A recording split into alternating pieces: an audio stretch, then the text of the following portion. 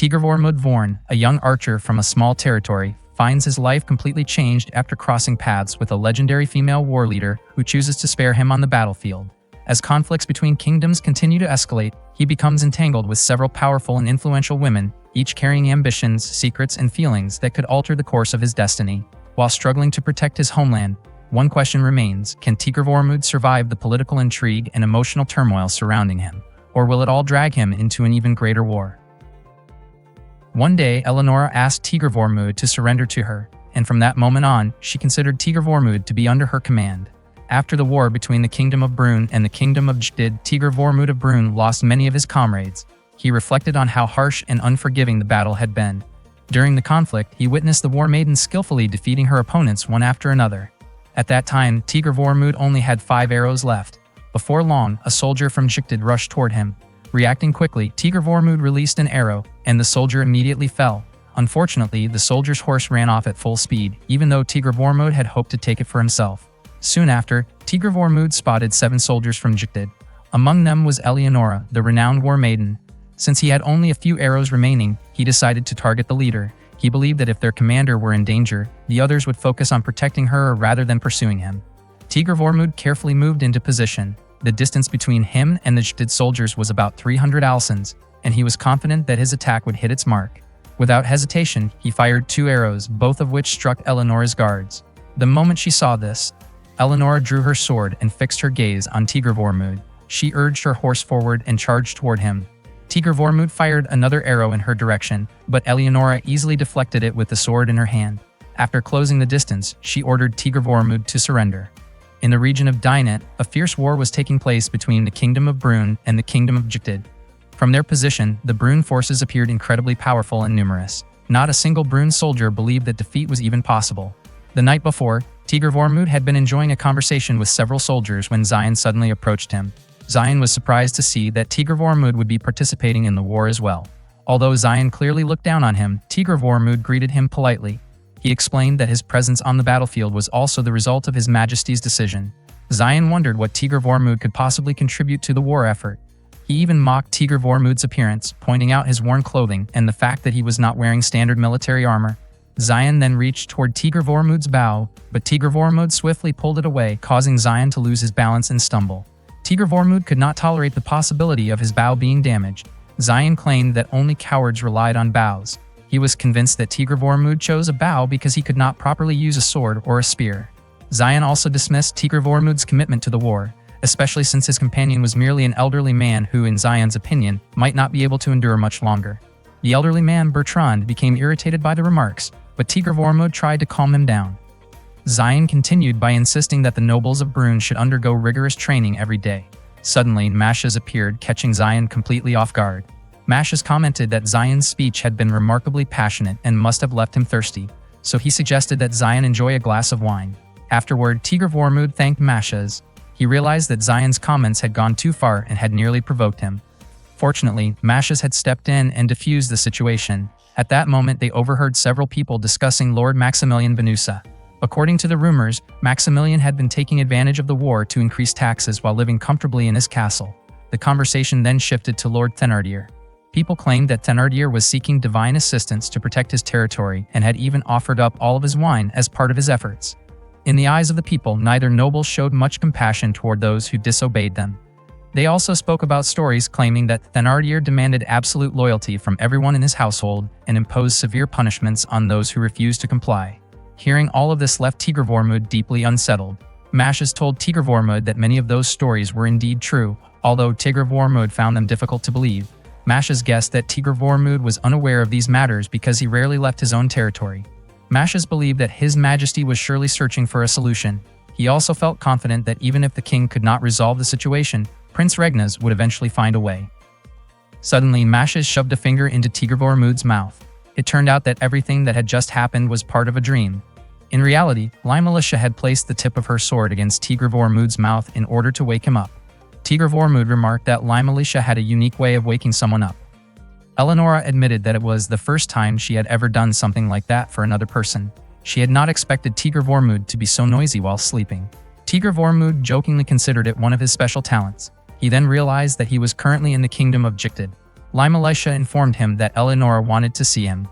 Meanwhile, Mashaz and Bertrand informed Tita that Tigr Vormund had been captured. Mashaz explained that their forces had been scattered by the enemy's guerrilla attacks, leaving Tigr Vormund with no opportunity to escape. As a result, he had become a prisoner of Jictid. Tita was confused about how they could have lost when the Kingdom of Brun's army had outnumbered the enemy 5-1. Their army had consisted of roughly 25,000 soldiers, while the enemy force had only around 5,000 troops. Since it had been Prince Regnaz's first campaign, His Majesty had deployed nearly every available soldier in the kingdom. That was how Tigr Vormund had become involved in the war, despite having originally been assigned only 100 soldiers. The enemy commander had announced that if a ransom was not paid to Jictid within 50 days, Tigr Vormund would officially become their property. Tita immediately asked how much the ransom was. Although it would be difficult, she believed that gathering resources from all the villages might be enough. However, Mashaz revealed that Jictid was demanding an amount equal to 3 times the annual income of Alsace, or something of equivalent value. At the same time, Tigr Vormund was trying to persuade Eleonora to lower the ransom amount. Eleonora refused to budge. If the demand was not met, Tigr Vormund would automatically become her possession. Tigr Vormund wondered if she had really ordered someone to place a sword blade in front of him just so she could continue teasing him. As it turned out, Eleonora also had a request for him. She wanted him to demonstrate his archery skills. However, every arrow Tigr Vormund fired missed the target. Rurik and the others laughed at him, wondering why Eleonora would bother keeping someone like him as a prisoner. Just as he prepared to shoot another arrow, Tigr Vormund spotted someone above them aiming at Eleonora. He immediately warned her. Eleonora used her power to deflect the incoming arrow and then ordered her subordinates to pursue the attacker. Tigr Vormund asked whether they intended to capture the culprit alive, prompting Lime Elisha to scold him for worrying about the attacker. Without hesitation, Tigr Vormund fired an arrow that struck the person's leg. Everyone was stunned. Even with a poor quality bow, he had accurately hit the target from a distance of nearly 300 alsons. Witnessing this, Eleonora openly acknowledged Tigr Vormund's incredible archery skills. The following day, Eleonora apologized to Tigr Vormund. The bow he had used the previous day was far from ideal. Tigr Vormund admitted that he had already suspected as much, although he had initially assumed it was the standard equipment used in Jictid. 3 individuals had been responsible for the incident, and Eleonora intended to have them severely punished. Tigr Vormund was surprised by how seriously she was taking the matter. In Eleonora's view, those individuals had publicly insulted his abilities and damaged his reputation. Tigr Vormund pleaded for leniency and hoped she would forgive them. Curious about her actions, Tigr Vormund asked why she was going to such lengths on his behalf. Lime Elisha explained that Eleonora had developed a strong admiration for him from the moment they met on the battlefield. The revelation surprised Tigr Vormund. Eleonora described it as a bond born on the battlefield, one formed between 2 people who had once stood on opposing sides. She clarified that what impressed her was Tigr Vormund's extraordinary talent as an archer. Rumors had previously spread that her feelings were romantic in nature, and some even claimed she had considered eliminating Tigr Vormund to protect her reputation. To settle the rumors, Eleonora had decided to display his skills before everyone. However, Tigr Vormund's abilities had exceeded even her expectations. She also revealed that the reason she had kept him as a prisoner was not because of the ransom money. Instead, she believed that having him around would make life far more interesting. To her, war was often unpleasant and painfully boring. Eleonora commanded only 5,000 soldiers, while the Kingdom of Brun had 5 times that number. She had expected a difficult and exhausting battle. Instead, the conflict ended in less than half a day. Despite preparing numerous strategies, Brun's army collapsed under her very first tactic: guerrilla warfare. Although Brun's forces initially resisted Jictid's assault, the Jictid army eventually broke through their defenses, pushed deep into their ranks, and succeeded in defeating Prince Regnaz. Tigr Vormund could hardly believe that Prince Regnaz had fallen so quickly. He admitted that he had met the prince personally in the past. Eleonora then wondered whether Tigr Vormund harbored any resentment toward her because of what had happened. From Tigr Vormund's perspective, such outcomes were an unfortunate but natural part of war. Eleonora explained that once the prince had fallen, Brun's forces lost their unity and became disorganized. Jictid's army then pursued the retreating soldiers, turning the remainder of the conflict into a completely one-sided battle. She found the outcome deeply disappointing because the war had ended far more easily than she had anticipated. It was during that battle that Eleonora encountered Tigr Vormund. At that moment, she felt that eliminating someone with such remarkable talent would have been a tremendous waste.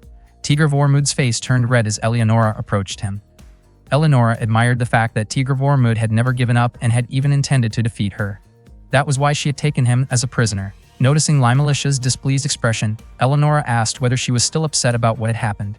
It turned out that Lim had been the cavalry rider whom Tigr Vormund had managed to defeat. Lime Elisha then introduced herself to Tigr Vormund. Eleonora asked whether Tigr Vormud's name had a special origin, as it was unusually long for someone from Brünn. Tigr Vormud explained that the name had been given to him by his late family, although he was usually called Tigr. Upon hearing that, Eleonora asked Tigr Vormud to call her Elen instead. However, Lima Alicia insisted on addressing her properly and using her full name. Eleonora promised that she would treat Tigr Vormud with the same respect given to the nobles of Brünn and that she would not discriminate against him on the battlefield. Tigr Vormud thanked her for the offer, but he declined. He already had a place to return to and a land he was responsible for protecting. Alsace, the territory inherited from his father. That afternoon, Tita continued praying for Tigr Vormud's safety and well-being. Later that day, Tigr Vormud was spending time with Rurik. He wondered why Rurik had shaved his head and looked rather unusual. Rurik explained that Princess Eleonora had ordered him to give up something very precious in exchange for keeping his life. By all rights, he should have already passed away, but Tigr Vormud's kindness had given him another chance to live. Rurik was deeply grateful for that kindness. He also admitted that Tigr Vormud's skill with a bow was extraordinary and that it had left him feeling embarrassed by comparison. The others watched them and openly acknowledged Tigr Vormud's remarkable archery skills. That evening, Rurik accompanied Tigr Vormud during dinner. Tigr Vormud truly enjoyed the meal. According to Rurik, it was an ordinary dish injected. Tigr Vormud thought that when he returned to Alsace, he would ask Tita to prepare something similar. After eating, Tigr Vormud practiced archery with the others, and once again they praised his abilities. He found it surprising how naturally he had blended in with the people around him. As he walked through the castle grounds, he passed by an area where several young men were bathing. They glanced at him with unfriendly expressions. Tigr Vormud continued exploring the castle until he suddenly came across a small dragon. It was the first time he had ever seen one. The little dragon turned out to be Eleonora's pet. She explained that its name was Luni.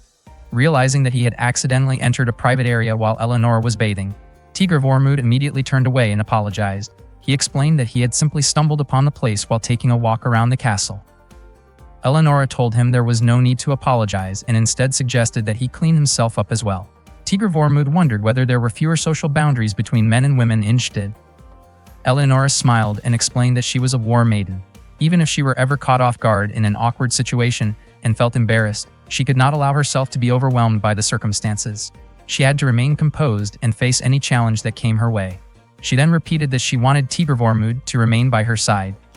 That night, as Tigr Vormud prepared to sleep, he found the place surprisingly comfortable. His face flushed when he remembered Eleonora. Suddenly, Rurik knocked on his door and informed him that a man from Brünn had been captured. The man turned out to be Bertrand. When Bertrand saw Tigr Vormud approaching, he felt immense relief and gratitude that Tigr Vormud was still alive and safe.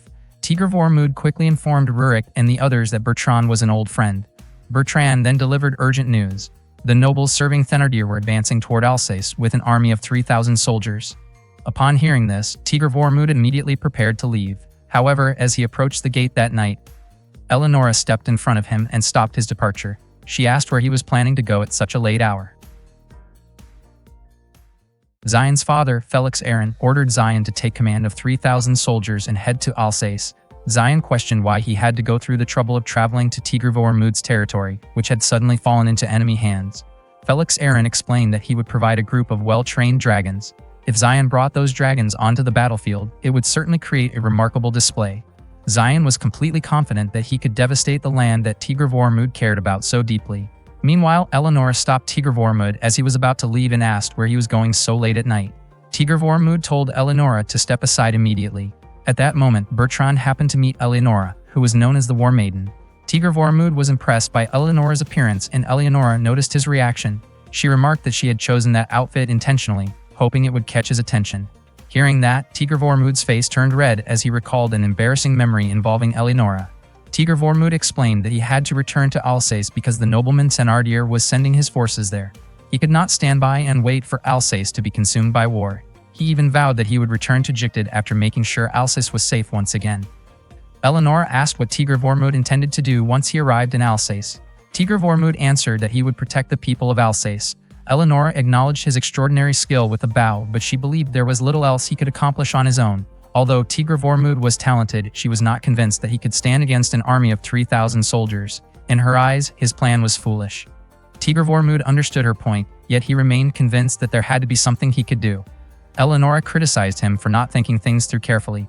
Drawing her sword, she declared that if he insisted on leaving, she would carry out his execution. She stated that if Tigr of Wormwood truly wished to throw away his life, it would make no difference whether he fell in Alsace or in Leitmeritz by her hand. Tigr of Wormwood realized that Eleonora had no intention of letting him go.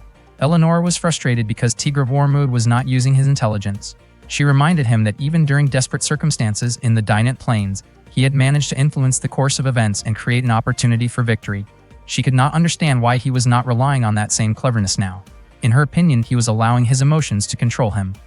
Tigr of Wormwood could not find the right words to explain himself. He also wondered why Eleonora had not simply restrained him. It would have been easy for her to order Rurik to arrest him. He began to suspect that perhaps Eleonora was offering him another option. Tigr of Wormwood then pleaded with Eleonora to lend him troops. Everyone around them was shocked to hear such a request. Lai Militia thought that Tigr of Wormwood was an ungrateful prisoner. Unexpectedly, Eleonora burst into laughter, leaving Tigr of Wormwood completely confused. She remarked that he truly knew how to surprise her. Eleonora admitted that she could lend him her army, but she certainly would not do so for free. She demanded all of Alsace as payment. Tigr of Wormwood agreed, provided that Eleonora could guarantee fair governance and ensure the safety of all its citizens. Without hesitation, Eleonora immediately ordered her forces to assist Alsace. Lai Militia was genuinely astonished by how confidently Eleonora made that decision. That very night, Eleonora and her army set out for Alsace. Earlier, Lai Militia had never imagined that Tigr of Wormwood would make such an impossible request. Eleonora commented that Tigr of Wormwood had shattered both of their expectations. Lai Militia admitted that she had thought Tigr of Wormwood would challenge Eleonora to an archery contest. Eleonora, on the other hand, had expected him to beg to become her subordinate. According to Lai Militia, considering the circumstances, both of them had lost their wager. Eleonora disagreed, saying that there was no such thing as a wager where both sides lost. Not long afterward, Tigr of Wormwood approached them. Eleonora asked whether he truly intended to continue wearing those clothes, especially when his position was now not much different from that of a military commander. Tigr of Wormwood replied that those were the only clothes he had. Suddenly, Lai Militia began fixing Tigr of Wormwood's hair, and Eleonora became interested enough to join in. When they finished, Tigr of Wormwood looked at Eleonora. She immediately asked whether he was captivated by her appearance and whether he had any compliments to offer. Tigr of Wormwood admitted that he had felt that way ever since they first met on the Dinant Plains. While they were on the way, Eleonora asked whether Tigr of Wormwood was truly confident they could win, considering their force numbered only 1,000 soldiers while the enemy had 3,000. Tigr of Wormwood remained confident because the enemy did not understand the Alsace region. None of Thénardier's people had visited Alsace recently, while he knew the area extremely well. Hearing that, Eleonora felt reassured, and both of them continued toward Alsace with renewed determination. The following morning, the forces sent by Lord Thénardier arrived in Alsace. Zion instructed his soldiers not to rush forward so that the residents could clearly see how impressive their army looked. He called out to the people, urging them to carefully consider whether they would stand with Thénardier or Ganelon. That was precisely why Felix Aaron had sent Zion to Alsace. In his view, with Prince Regnaz gone, no one remained capable of taking the throne. As a result, Brune now had only two possible leaders, Thénardier or Ganelon. Because of that, Felix Aaron believed he needed to act quickly. Alsace was considered strategically important. Even though it was located far from the capital, there was a strong possibility that Ganelon would attempt to seize it. One of Thénardier's nobles questioned whether Felix Aaron was certain about deploying 3,000 soldiers to such a small territory, especially since he had also sent 2 dragons. Felix Aaron replied that it was precisely because Alsace was a weak territory that they could not afford any hesitation. Furthermore, he wanted Zion to gain experience controlling the dragons. Meanwhile, Tita helped evacuate the residents to the mountains, forests, and temples where they could safely take shelter. Earlier, she had discussed the situation with Mashas and Bertrand. Mashas planned to negotiate with Ganelon, while Bertrand was asked to travel to Jicted because Tigr of Wormwood needed to learn about the situation as quickly as possible. Bertrand promised that he would bring Tigr of Wormwood back. Mashas asked Tita to assist the soldiers in guiding the residents to safe locations in the mountains, forests, and temples. He believed Thénardier would not dare raise a war banner against people seeking refuge in places of worship. Tita chose to remain in the main residence because she wanted to welcome Tigr of Wormwood when he returned home. As she waited there, memories from the past came back to her. On the morning before Tigr of Wormwood departed for the battle at Dinant Plain, he ate the breakfast Tita had prepared. While looking at the many boughs around him, he remarked that they seemed surprisingly troublesome. Tita reminded him not to speak that way because those boughs had belonged to his parents. Tigr of Wormwood admitted that was exactly why he continued to honor their memory. It had already been 2 years since his father's passing. Tigr of Wormwood confessed that he still did not feel worthy of being a lord, but he was grateful to have Bertrand, Tita, and many others supporting him. Tita found it strange that he was talking that way so early in the morning because he normally did not act like that. She asked him to behave as he usually did. At the same time, Bertrand informed the others that Tigre Vormund would soon come down and join the campaign. However, they jokingly assumed that Tita was probably still waking him up. Tita felt deeply worried about Tigre Vormund going to war, but he had no choice. The order had come directly from the king and applied to everyone in Brune. As the head of his territory, Tigre Vormund could not refuse. He reassured Tita not to worry. The Brune army was enormous, and the group from Alsace would mainly serve in a supporting role. Tigre Vormund confidently promised that he would return soon. After gently wiping the tears from Tita's cheeks, he departed. Tita could never forget that final memory before Tigre Vormund became a prisoner of the enemy. Even now, she continued waiting for him, firmly believing that he would eventually come home. Suddenly, Tita heard the soldiers of Thénardier damaging the residents' homes. In addition to causing destruction throughout the area, the troops were also looting property. Zion simply sat at a distance and watched the situation unfold. The residents who had taken shelter in the temple were frightened by everything happening around them. Zion had not expected Alsace to be such a small place. In fact, he was beginning to lose interest in launching an attack. He thought it might be interesting to use the dragons against Alsace, but he knew that acting recklessly could cost him dearly. Earlier, he had been warned that the dragons were not accustomed to populated areas. Because of that, he was forbidden from allowing them to enter the town. Zion felt that bringing the dragons along might have been pointless, but Felix Aaron insisted that the creatures served as a powerful warning to the people of Brune, encouraging them to submit to Thénardier's authority. At that moment, Zion was surprised when one of his soldiers reported that the town of Alsace was practically empty. Most of the residents had fled to the mountains and forests, while the rest had gathered inside the temples. Zion certainly had no intention of approaching the temples. If any harm came to those sacred places, Thénardier's forces could end up facing opposition from every temple throughout Brune. Zion became determined to destroy Tigre Vormund's residence. As soon as Tita heard the commotion downstairs, she hurried down, hoping to find the courage to face the situation. When she saw Zion force his way inside, she immediately confronted him and demanded that he leave the house at once. Zion remarked that Tigre Vormund's maid was just as powerless as her master. Tita burst into tears and shouted for Zion to leave the house.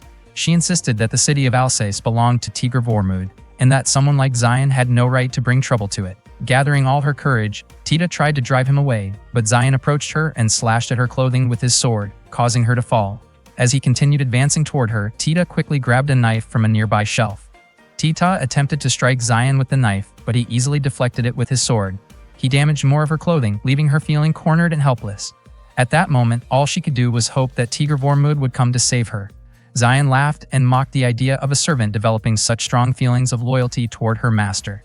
He suggested that Tigre Vormund might already have been sold into slavery since no one had paid a ransom for him. Zion even spoke of selling Tita as well, claiming that if fortune favored her, she might meet Tigre Vormund again under the same circumstances. Tita firmly declared that Tigre Vormund would definitely return. Zion then shoved Tita, causing her to fall again. Just as the situation grew even more threatening, an arrow suddenly struck Zion's palm. Blood flowed from the wound, and Zion screamed in shock and pain. Tigre Vormund called out to Tita and told her to jump down. Overwhelmed with relief at seeing him arrive, Tita leaped from the balcony. At that very moment, enemy soldiers attacked Tigre Vormund's horse.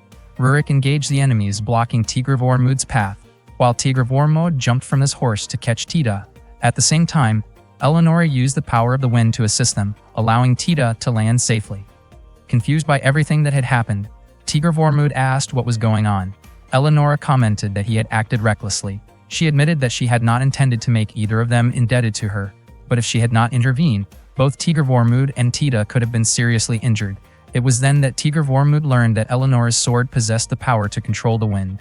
Eleonora explained that the sword could only be wielded by a war maiden, and that its name was Arafar. As the wind blew around them, she remarked that Arafar seemed to have taken a liking to Tigre Vormund. Tigre Vormund explained that the person who had attacked Tita was Zion, the eldest son of the Thénardier family and the future heir to their house. Zion was also the leader of the invading force. Rurik immediately led the troops forward into battle. Tita cried with joy after seeing Tigre Vormund return safely. Tigre Vormund wondered why she had not evacuated with everyone else. Tita showed him the heirloom bow she had brought with her. He could not understand why she had taken such a risk. Tita explained that she had been entrusted with protecting Tigre Vormund's residence, and because of that responsibility, she could not bring herself to run away.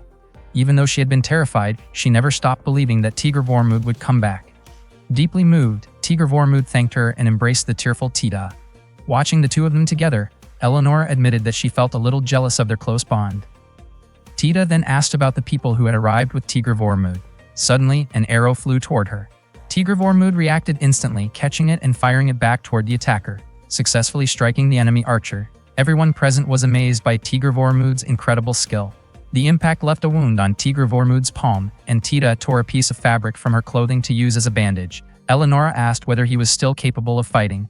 Tigr Vormud dismissed the injury as a minor concern. Upon hearing that, Eleonora and her troops immediately advanced into battle. Tigr Vormud moved to follow them, only to discover that his bow had been damaged by the earlier exchange of arrows. Tita then handed him the treasured bow of the Vorn family that she had been carrying all this time. The bow was meant to be used only when absolutely necessary. After considering the situation, Tigr Vormud decided that the time had finally come to use it. Meanwhile, Eleonora reminded her soldiers not to allow a single enemy to escape. Bertrand could hardly believe that Tigr Vormud had finally taken up the legendary heirloom bow. The black bow, having endured through the ages, had at last returned to the battlefield alongside Tigr Vormud. Facing an enemy force of 3,000 soldiers with only 1,000 allies at his side, Tigr Vormud prepared for the battle ahead. The battle came to an end. Around 300 of Thénardier's soldiers had been defeated, while most of the enemy troops who escaped pursuit returned to their main base, likely to organize a new strategy. Zion managed to survive the battle. According to Eleonora, if the enemy force numbered 3,000 soldiers, Thénardier's army at that time consisted of approximately 2,700 troops. Lime Elisha explained that 100 of their soldiers had already been assigned to protect the city, leaving only 900 troops available for the battlefield. This meant that Eleonora's forces were still outnumbered by Thénardier's army. Eleonora asked Tigr Vormud how far the enemy forces had retreated. Tigr Vormud estimated that the enemy was likely positioned on the plains of Molsheim, since that location would allow them to maximize their combat effectiveness. Eleonora then decided to move quickly against the enemy forces and make them answer for their actions. Meanwhile, Thénardier's soldiers hurried to report to Zion that Jugdid's forces had launched an attack against them. Hearing this news, Zion was shocked and could not understand how Jugdid's army had become involved in the battle. He became increasingly frustrated and was convinced that Tigr Vormud was responsible for everything. Zion immediately assigned a reconnaissance unit to prevent Jugdid's forces from returning freely and to determine their exact numbers. He remained certain that Tigr Vormud had brought Jugdid's soldiers into Alsace. Filled with anger, Zion viewed Tigr Vormud as a traitor. At the same time, the wound in his hand caused by an arrow continued to trouble him, and he began planning a response for Tigr Vormud. After the defeat, Zion reorganized his 2,700 soldiers into several divisions. The first division consisted of 700 frontline troops equipped with bows and spears. The second division consisted of 1,000 heavily armored knights armed with long lances. The final division contained 1,000 regular Brune soldiers who were highly trained for combat on open terrain. Their forces were also supported by 2 dragons. Elsewhere, Tita asked the women of the town to help connect and prepare ropes for the upcoming battle. The women worked diligently and joined together to support Tigr Vormud, hoping he would be able to drive the enemy forces away from the city of Alsace. From a distance, Lime Elisha watched their efforts. Earlier, the strategy devised by Eleonora and the others was for her and Tigr Vormud to lead 400 soldiers, while Lime Elisha would handle the remaining forces. Eleonora instructed everyone to identify weaknesses in the enemy's tactics and take advantage of them. When Eleonora asked whether Lime Elisha had a plan prepared, Lime Elisha explained that she needed a large amount of rope. Upon hearing this, Tita volunteered to gather it with the help of the city's residents. Tigr Vormud thanked Tita for taking responsibility for the task. At that moment, Tita appeared nervous, but she gathered the courage to ask about the nature of Eleonora's relationship with Tigr Vormud. Eleonora responded with a smile and made it clear that Tigr Vormud belonged under her authority. Tita was stunned by the remark. Tigr Vormud explained that he had indeed been Eleonora's prisoner at the time, but Eleonora emphasized that according to the circumstances surrounding their arrangement, he was still considered hers. Tita then became determined not to give up and quickly left after expressing her resolve. Mashas found Tita's reaction amusing and laughed at her charming behavior. Tigr Vormud later asked what would be done with the horses they had captured from the enemy. Lime Elisha explained that they would be sent to the city of Celesta. Tigr Vormud then proposed another interesting idea, which Lime Elisha admitted was a very promising plan. The soldiers began preparing for battle. Bertrand carried numerous bags filled with arrows that Tigr Vormud would use. He remarked that carrying so much equipment made it difficult for him to wield his sword effectively. Tigr Vormud reassured him that as long as Bertrand remained behind him and Eleonora, they would do everything possible to keep him safe from danger. Eleonora also declared that as long as she remained standing, she would not allow Tigr Vormud to be harmed. To launch a counteroffensive against Thénardier's army, 400 Jugdid soldiers assembled at the front lines. Their commanders were Eleonora and Tigr Vormud. Before long, the two sides were about to face each other in battle. Before it began, Eleonora asked whether Tigr Vormud felt afraid. He did not deny it, but he had no intention of accepting defeat. As soon as the battle started, Eleonora led her troops forward and launched the attack. The Thenardier soldiers fired a volley of arrows, while their spearmen prepared to meet the advancing Jtid forces. Eleonora swung Arifar, creating a powerful gust that deflected the incoming arrows. At the same time, Tigr Vormud released 3 arrows at once toward the enemy archers. Seeing how accurate his attack was, Eleonora praised Tigr Vormud's remarkable skill. Tigr Vormud was surprised to hear such praise from her. Eleonora continued advancing, skillfully cutting through the enemy's spear formations. She moved across the battlefield with incredible speed, overcoming every opponent who stood in her way. Tigr Vormud could not help but admire Eleonora's reputation as the maiden of the battlefield. Watching her fight only strengthened his belief that their army would emerge victorious. Filled with determination, Eleonora and her troops pressed forward against the enemy. During the battle, Bertrand efficiently supplied Tigr Vormud with additional arrows. Just as they succeeded in forcing the enemy lines to retreat, they suddenly found themselves facing an enormous dragon. Eleonora was shocked to discover that the enemy had brought a tamed dragon onto the battlefield. The Thenardier forces cleared a path for the dragon and moved to surround their opponents from both flanks. The Jtid soldiers struggled to avoid the massive creature as it pushed through the battlefield.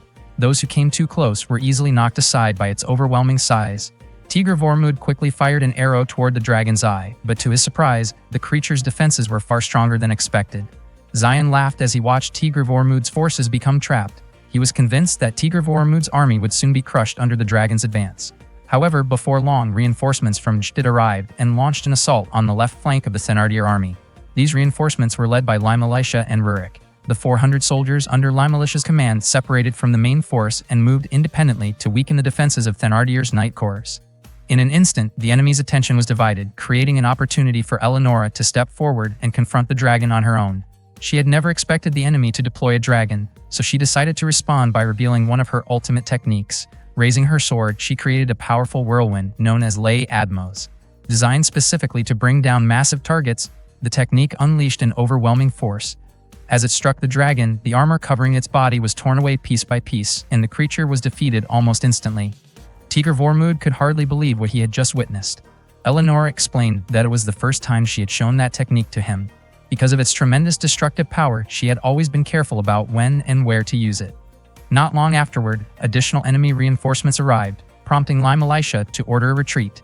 Zion responded by dispatching 400 soldiers from his main force and forming a new unit. Limalisha led her troops toward a nearby hill. When the Thenardier forces pursued them, she signaled her soldiers to pull a series of ropes that had been prepared in advance. In an instant, many of the pursuing soldiers lost their footing. At that very moment, Limalisha's troops turned around and launched a counterattack. In her view, the Thenardier soldiers had become so focused on chasing their opponents that they failed to pay attention to their surroundings. Looking at the preparations that had been made, Limalisha realized that without the support and goodwill of the local people, gathering so many ropes would have been difficult. She began to understand just how highly respected Tigr Vormud was among his people. As the battle continued, Eleonora informed her forces that the time had come to push the enemy back. Meanwhile, one of Thenardier's soldiers reported to Zion that approximately 2,000 enemy troops appeared to be approaching. Their own army had been reduced to only 600 soldiers. Zion was baffled, wondering where Tigr Vormud had managed to find such a large force. One of his subordinates suggested deploying the Sky Dragon, but Zion immediately rejected the idea. He had already lost the Earth Dragon, and if the Sky Dragon were also defeated, he knew his father would be furious. Zion desperately searched for a way to end the battle in his favor. Eventually, he decided to withdraw his second division. His subordinate could not understand the decision. From his perspective, if the knights could hold their ground a little longer, they might still break through the enemy's defenses. Despite the objections, Zion firmly stood by his order. What Zion failed to realize was that the approaching force actually consisted of fewer than 100 soldiers. However, they were accompanied by 2,000 horses. Taking advantage of the fading sunlight at sunset, Tigr Vormud had created the illusion of a massive army. The knights were confused by Zion's order to retreat, especially when victory seemed within reach. Yet once the Knight Corps withdrew, the Jtid soldiers seized the opportunity. They broke through the weakened defenses and advanced toward Thenardier's main force. Zion had not expected events to unfold this way. Even so, he refused to accept defeat at the hands of Tigr Vormud. Before long, Tigr Vormud and his army had drawn near. Tigr Vormud had no intention of letting Zion escape after all the destruction he had caused in the city of Alsaka. Zion called Tigr Vormud a fool for betraying his country and seeking help from Jtid. He claimed that the hunter's blood running through Tigr Vormud's lineage was truly corrupted. Tigr Vormud responded that Zion was the one responsible for the suffering of innocent people. He had burned their homes and carried out widespread looting, making him nothing more than a thief. Zion showed no concern for the people, believing that they were no different from wild grass and not worth considering. Eleonora was genuinely disgusted by Zion's words. Tigr Vormund could not understand Zion's way of thinking and admitted that he was fighting solely to answer for the terrible things Zion had done within his territory. He could never forgive Zion for causing the people of Alsace to suffer. Unexpectedly, Zion proposed settling the war through a duel. Eleonora could hardly believe that Zion had truly lost his senses. Tigr Vormund immediately stepped forward, and although Eleonora could not understand his decision, she realized that this was Tigr Vormund's battle and that she had to let him face it himself. Zion told Tigr Vormund to borrow a sword or a spear, but Tigr Vormund replied that the bow was his weapon of choice. Zion doubted him, convinced that a bow could never be useful in a duel. Tigr Vormund fired an arrow toward Zion, but Zion easily blocked it with the armor protecting his arm. Tigr Vormund tried again, and once more Zion defended himself without difficulty. Zion laughed and claimed that no matter how many times Tigr Vormund tried, he would never succeed. Tigr Vormund continued firing arrows, which only irritated Zion further. Zion looked down on him, believing that anyone who entered a duel armed only with a bow would be doomed to fail on the battlefield. Zion then advanced, intending to bring the conflict to an end, while Tigr Vormund continued firing. This time, one of Tigr Vormund's arrows managed to pierce the protective guard on Zion's arm. Zion cried out in pain and dropped his sword. The arrow had struck his arm, leaving him unable to ignore the injury. Eleonora openly praised Tigr Vormund's incredible accuracy, amazed that he had repeatedly hit the same point on a moving target. She described Tigr Vormund as a truly remarkable man. The Thenardier forces immediately moved forward to assist Zion, while Eleonora and the Jadid soldiers rushed in to protect Tigr Vormund. Soon, both armies were engaged in battle once again. Eleonora smiled at Tigr Vormund and admitted that she had never expected the outcome to unfold this way. Suddenly, a powerful gust of wind swept through the area. To everyone's surprise, a sky dragon appeared and carried Zion away. Zion declared that his father would ensure the destruction of Alsace. He also had no intention of meeting his end there, which was why he chose to flee. Zion laughed with satisfaction as he escaped from the battlefield. The sky dragon soared higher and higher into the air. Unfortunately, the power of Eleonora's wind sword could not reach such a distance. Tigr Vormund could only watch as Zion attempted to escape. He wondered whether he should simply let him go. Suddenly, a voice urged Tigr Vormund to shoot the sky dragon. To his surprise, the voice had come from his own black bow. Tigr Vormund then remembered everything Zion had done to Tita. He raised his bow toward the sky, and unexpectedly, Eleonora's sword began lending its power to Tigr Vormund's weapon. Without hesitation, Tigr Vormund released an arrow. It shot upward at incredible speed, carrying the power of Eleonora's wind sword with it. Zion was stunned and could hardly believe what he was seeing as the arrow raced directly toward him. In an instant, the sky dragon was struck and fell from the sky. The Thenardier soldiers could only watch helplessly as defeat unfolded before them. Eleonora then announced that Tigr Vormund had successfully brought down Zion, the commander of the Thenardier forces. With Zion defeated by Tigr Vormund, the Thenardier army lost its will to continue fighting, and the territory of Alsace was finally saved. One morning, Tita finished preparing breakfast. She still could not believe that Tigr Vormund had finally returned home. She headed to his room to wake him up.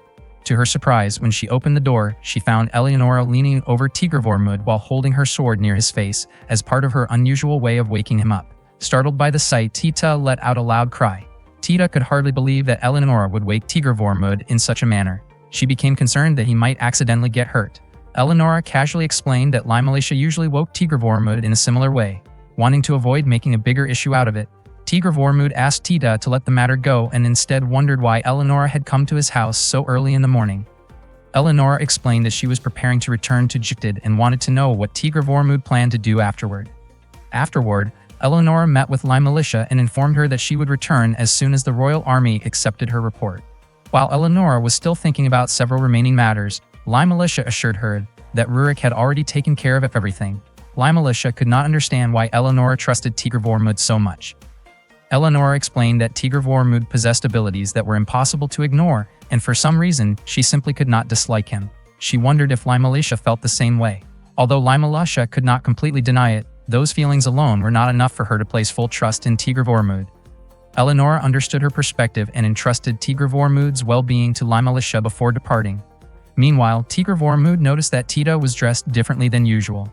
Tita explained that she wanted to accompany him to Hunaware village and had even prepared food for the trip. Tigr Vormund reminded her that he was going there to inspect the situation, not for a leisurely outing. However, Tita continued pleading to join him. In the end, Tigr Vormund agreed. He knew that Tita had gone through difficult experiences while he had been away, and he did not want to leave her behind again. Tita was overjoyed by his decision to let her accompany him to Hunaware village. The peace that currently covered Alsika had only been made possible because Thenardier's and Ganelon's forces had withdrawn. However, everyone understood that such peace would not last forever. Elsewhere, Felix Aaron was furious after Ganelon ordered a retreat upon learning that Thenardier's army had been driven back. As a result, Felix Aaron devised a new plan. He intended to send Suresh, a notorious guild of highly skilled assassins, to eliminate Tigr Vormund. As for Eleonora, Felix Aaron planned to pit one war maiden against another. At the same time, Tigr Vormund and Tita arrived at Hunaware village. Tigr Vormund felt relieved to see that the villagers were safe and unharmed. The villagers expressed their gratitude to him. They had followed his instructions and taken shelter in the forest, and fortunately, the enemy had never pursued them. Meanwhile, Eleonora arrived in Silesia, the capital of Jugdid, to answer for her actions before the king. Standing before King Victor, she faced questions regarding her decision to send troops into Brünn without first obtaining royal approval. Eleonora did not deny the accusation. King Victor then asked whether she had any justification that could satisfy him and determine an appropriate response to her actions. Eleonora calmly revealed that she had been hired. Her statement shocked everyone present. King Victor immediately demanded to know who had hired her. Eleonora explained that the person was Tigr Vormund, a nobleman of Brünn and the ruler of Alsace. Curious about his intentions, King Victor asked what Tigr Vormund hoped to achieve. Eleonora answered that Tigr Vormund's goal was peace for Alsace. King Victor found the explanation difficult to accept. He questioned whether Eleonora was truly willing to risk drawing their homeland into conflict for what seemed like such an idealistic reason. At that moment, Sofia stepped forward and shared her thoughts. In her view, Brünn was unlikely to involve Jugdid in its internal struggles. She believed that representatives from Brünn would soon arrive to ask why Jugdid had chosen to assist Tigr Vormund. Sofia felt confident that she could explain the circumstances if necessary. She also acknowledged that King Victor's criticism regarding the violation of their code of conduct was valid. Throughout history, many wars had begun under noble-sounding justifications that often concealed deeper motives. Not long afterward, a young woman named Ludmila approached Eleonora and criticized her behavior. In Ludmila's opinion, entering a battlefield without receiving permission from the kingdom was not fitting for someone who carried the title of War Maiden. Eleonora responded with a playful smile and remarked that Ludmila had not changed much at all. She teased her younger counterpart and suggested that she still had much to learn about showing respect to her elders. Ludmila fired back, arguing that Eleonora was hardly in a position to lecture others about proper conduct and manners. The exchange quickly became heated, and it looked as though the two might start arguing even more intensely. Before the situation could escalate, Sofia stepped in and firmly put a stop to their quarrel, restoring order once again. Sofia had warned them many times not to argue, but both Eleonora and Ludmila kept blaming each other. Sofia had to step in once again to bring them back to their senses. She then asked why Eleonora was still there. Eleonora thanked Sofia for helping her earlier in front of King Victor. She admitted that she had never intended to act behind anyone's back. Ludmila also commented on Eleonora's situation, but Eleonora quickly told her to leave because she was speaking with Sofia. Ludmila said she felt sorry for Lord Vorn for having to deal with someone like Eleonora. After saying that, Ludmila left the two of them alone. According to Sofia, it was probably better if Eleonora was not seen getting along too well with Ludmila, since Ludmila had close ties to Lord Thenardier. Hearing that surprised Eleonora. Sofia explained that this did not mean Ludmila liked Lord Thenardier. In fact, she disliked him. Eleonora wondered why Ludmila would choose to associate herself with Thenardier. It turned out that Ludmila's connection to Lord Thenardier had existed long before she was even born. Sofia said that Ludmila was a remarkable young woman who would never put her personal feelings above her responsibilities. Because of that, Lord Thenardier was not the only enemy standing in the way of Eleonora and Tigr Vormund. Urs was Tigr Vormund's father, and he was deeply loved by the people of Alsace. When Tigr Vormund was a child, he was very close to Tita. One day, Tita woke him up, and the two spent time playfully chasing each other around. Later, Urs asked Tigr Vormund to help him work in the fields. The hard labor left Tigr Vormund's hands sore and aching. Urs once told his son that no matter what circumstances they faced, they had to do their best to bring peace to the people of Alsace. That was the duty of both Tigr Vormund and his father as rulers of the land. Those memories found their way into Tigr Vormund's dream. He woke up while calling for his father and noticed Tita sleeping beside him. He gently tried to wake her up. As soon as Tita opened her eyes, she apologized for falling asleep after seeing how peacefully Tigr Vormund was resting. Tigr Vormund laughed and said he was sure she had simply been exhausted. Thanks to that brief rest, Tigr Vormund felt as though he had gained some clarity. He stepped outside, intending to go hunting. Tita held on to him and said that she wanted to stay by his side wherever he went. She believed she could help him just as he had once helped her. Hearing those words made Tigr Vormund realize that it was time for him to make an important decision. They soon returned home and saw Mashaz's horse standing outside. As soon as they entered, Tigr Vormund found Mashaz and Limalisha facing each other with obvious tension between them. Mashaz asked Tigr Vormund to explain everything. After hearing the full story, Mashaz apologized for suspecting Limalisha and her subordinates. Limalisha also apologized, explaining that she and her men had simply prepared themselves after spotting soldiers from another faction. Tigr Vormund apologized to Mashaz for involving him in trouble immediately after his arrival. Mashaz then asked what Tigr Vormund planned to do next. Tigr Vormund replied that he intended to oppose Lord Thenardier. Mashaz asked whether he planned to place himself under Ganelon's banner, but Tigr Vormund denied it. Mashaz then questioned whether he had truly thought through such an important decision. Tigr Vormund answered that he carried a responsibility inherited from his late father and toward all the people who depended on him. He still wanted to protect the land of Alsace because he was its lord.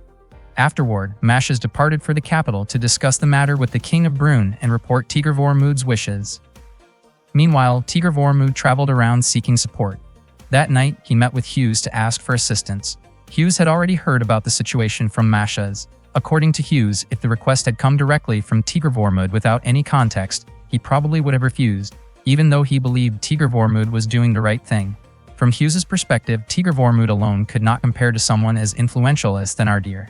However, Hughes pointed out that Vorn's side was not supported only by Mashaz. Tigr Vormund also had allies from Jtid standing beside him. Because of that, Hughes believed Tigr Vormund was fully capable of challenging either Thenardier or Ganelon. Tigr Vormund then asked whether Hughes would be willing to help him. Hughes replied that Tigr Vormund was on the path toward building a powerful alliance, one strong enough to stand alongside figures such as Thenardier and Ganelon. In Hughes's view, while Thenardier and Ganelon claimed to serve the kingdom, they had forgotten about the conditions faced by the people living in their own territories. After that, Tigr Vormund and Limalisha headed to Kikimora's residence, a cottage located at the foot of the Vosges Mountains. There, they met with Eleonora. Eleonora informed Maximilian Benusa that she had already received the king's approval, but there were two troublesome conditions. If Eleonora successfully secured Alsace, she would have to hand over the entire region to the kingdom, meaning Alsace would become confiscated territory. They were also about to begin a new war, and the situation could change at any moment. What concerned her even more was what King Victor had said at the end of their meeting. He had instructed Eleonora to prioritize the interests of Jtid and to act wisely. Tigr Vormund asked whether that was not simply a reasonable request. Limalisha explained that the king had specifically emphasized putting the kingdom's interests first. For example, if someone from Thenardier's side could persuade Jtid to support their faction, there was little doubt that Jtid would become involved in the conflict. Tigr Vormund was surprised and asked whether Eleonora and Limalisha truly believed that was possible. Eleonora replied that King Victor had explained that such an approach was the proper way to ensure everything proceeded smoothly. To King Victor, it was not particularly important who won the war. What mattered was whether the outcome benefited the kingdom. If it did, the kingdom would support that direction. Not long afterward, a knock was heard at the door and Limalisha went to check. According to Eleonora, it would be a mistake to assume that the nobles of Jtid would remain inactive. Everyone in her country acted according to the king's will. Beneath the king were the 7 war maidens, and below them were the nobles of Jtid. The problem was that not all of the war maidens were supporting them, nor were all of them opposing them. At the moment, Eleonora only had difficulties with one of them. She described that person as a very talkative woman who lacked proper manners. Suddenly, Ludmila arrived and immediately objected to Eleonora's remarks. Eleonora wondered why Limalisha had allowed Ludmila to enter the place. Limalisha admitted that she did not have the authority to oppose the wishes of a war maiden. Ludmila introduced herself as a war maiden of Jtid who carried the noble title associated with the spear capable of piercing anything. Tigr Vormund introduced himself as well and attempted to shake her hand, but Eleonora firmly pointed out that Ludmila was not their guest. Ludmila was pleased that her trip to meet Tigr Vormund had not been in vain. She invited him to speak somewhere else. Tigr Vormund and Ludmila stepped outside, though Eleonora and Limalisha continued to follow them. Ludmila informed Tigr Vormund that Thenardier's forces and his allies were receiving considerable support from outside Brünn, and she herself was one of those supporters. She believed Tigr Vormund had little chance of achieving victory. Before long, they discovered signs of a trap. Limalisha became convinced that they were surrounded by assassins. Eleonora believed the assassins were targeting Tigr Vormund because, if he were eliminated, Lord Thenardier would certainly celebrate the opportunity. In that case, Thenardier could potentially drive Eleonora out of Brünn. Moments later, an arrow shot through the air. Fortunately, Tigr Vormund managed to avoid it. The archer revealed himself and fired another arrow, but Eleonora easily deflected the attack. Tigr Vormund successfully subdued one of the attackers. They were Serash operatives acting under the orders of Lord Thenardier. Lai Militia managed to defeat one of the Serash members, but she was unable to avoid a snake that bit her in the chest area. Eleonora immediately cut the snake down. Lai Militia's strength quickly faded, and she collapsed. Tigr Vormund reacted swiftly and caught her before she hit the ground. He then provided first aid and removed the snake's venom from the wound. Eleonora appeared visibly worried. Suddenly, a larger group of Serash operatives approached. Seeing the danger, Ludmila unleashed her ice powers and neutralized the entire group in an instant. Tigr Vormund was amazed by Ludmila's strength. Ludmila could not understand how Eleonora had become so unsettled by the situation. In her opinion, Eleonora's reaction was not what one would expect from a war maiden. Ludmila then left to find a physician, saying that they would meet again in Rodnik. Tigr Vormund thanked her for saving all of them. He also reassured Eleonora that there was no need to worry, and together they continued their journey. On that day, Lai Militia and Eleonora were relaxing together in a hot spring. Eleonora felt relieved knowing that Lai Militia was safe and unharmed. Lai Militia admitted that she had survived thanks to Eleonora and the others. Eleonora said that she was actually a little frustrated because she now owed Ludmila a favor. She also mentioned that Tigr Vormund's actions during the incident had been quite impressive, while she herself had only been able to panic in the situation. Because of that, Eleonora intended to give Tigr Vormund a reward. Meanwhile, Tigr Vormund was about to enjoy the hot spring as well. He was surprised to find Ludmila already there. The unexpected encounter immediately caught him off guard. Ludmila approached him and pointed her weapon in his direction. Tigr Vormund asked whether she was not uncomfortable being seen in such a situation. Ludmila replied that she regarded him no differently than a pet and realized that he had not entered on purpose. Tigr Vormund admitted that it had been a complete accident and apologized for entering without knowing someone was already there. Even after his apology, Ludmila still expressed her displeasure by giving him a harsh reprimand. After they finished bathing, Tigr Vormund walked around with Eleonora, Lai Militia, and Ludmila. Eleonora asked how his visit to the hot spring had gone. Tigr Vormund immediately suspected that she might have been the one who had arranged the earlier incident involving Ludmila. As they passed several food stalls, Ludmila claimed that she had no interest in trying food sold by roadside vendors. Unfortunately, she was genuinely hungry at the time. Eleonora deliberately ate her meal with great enthusiasm just to tease her. Lai Militia noticed that Eleonora was not acting very maturely. Ludmila became visibly annoyed by Eleonora's behavior. A short while later, Tigr Vormund offered some food to Ludmila and encouraged her to try it.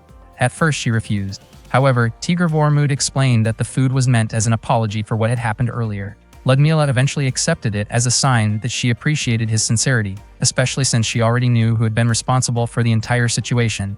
She ended up enjoying the food very much. Seeing that, Eleonora immediately scolded Tigr Vormund. She wondered why he was being so kind to Ludmila.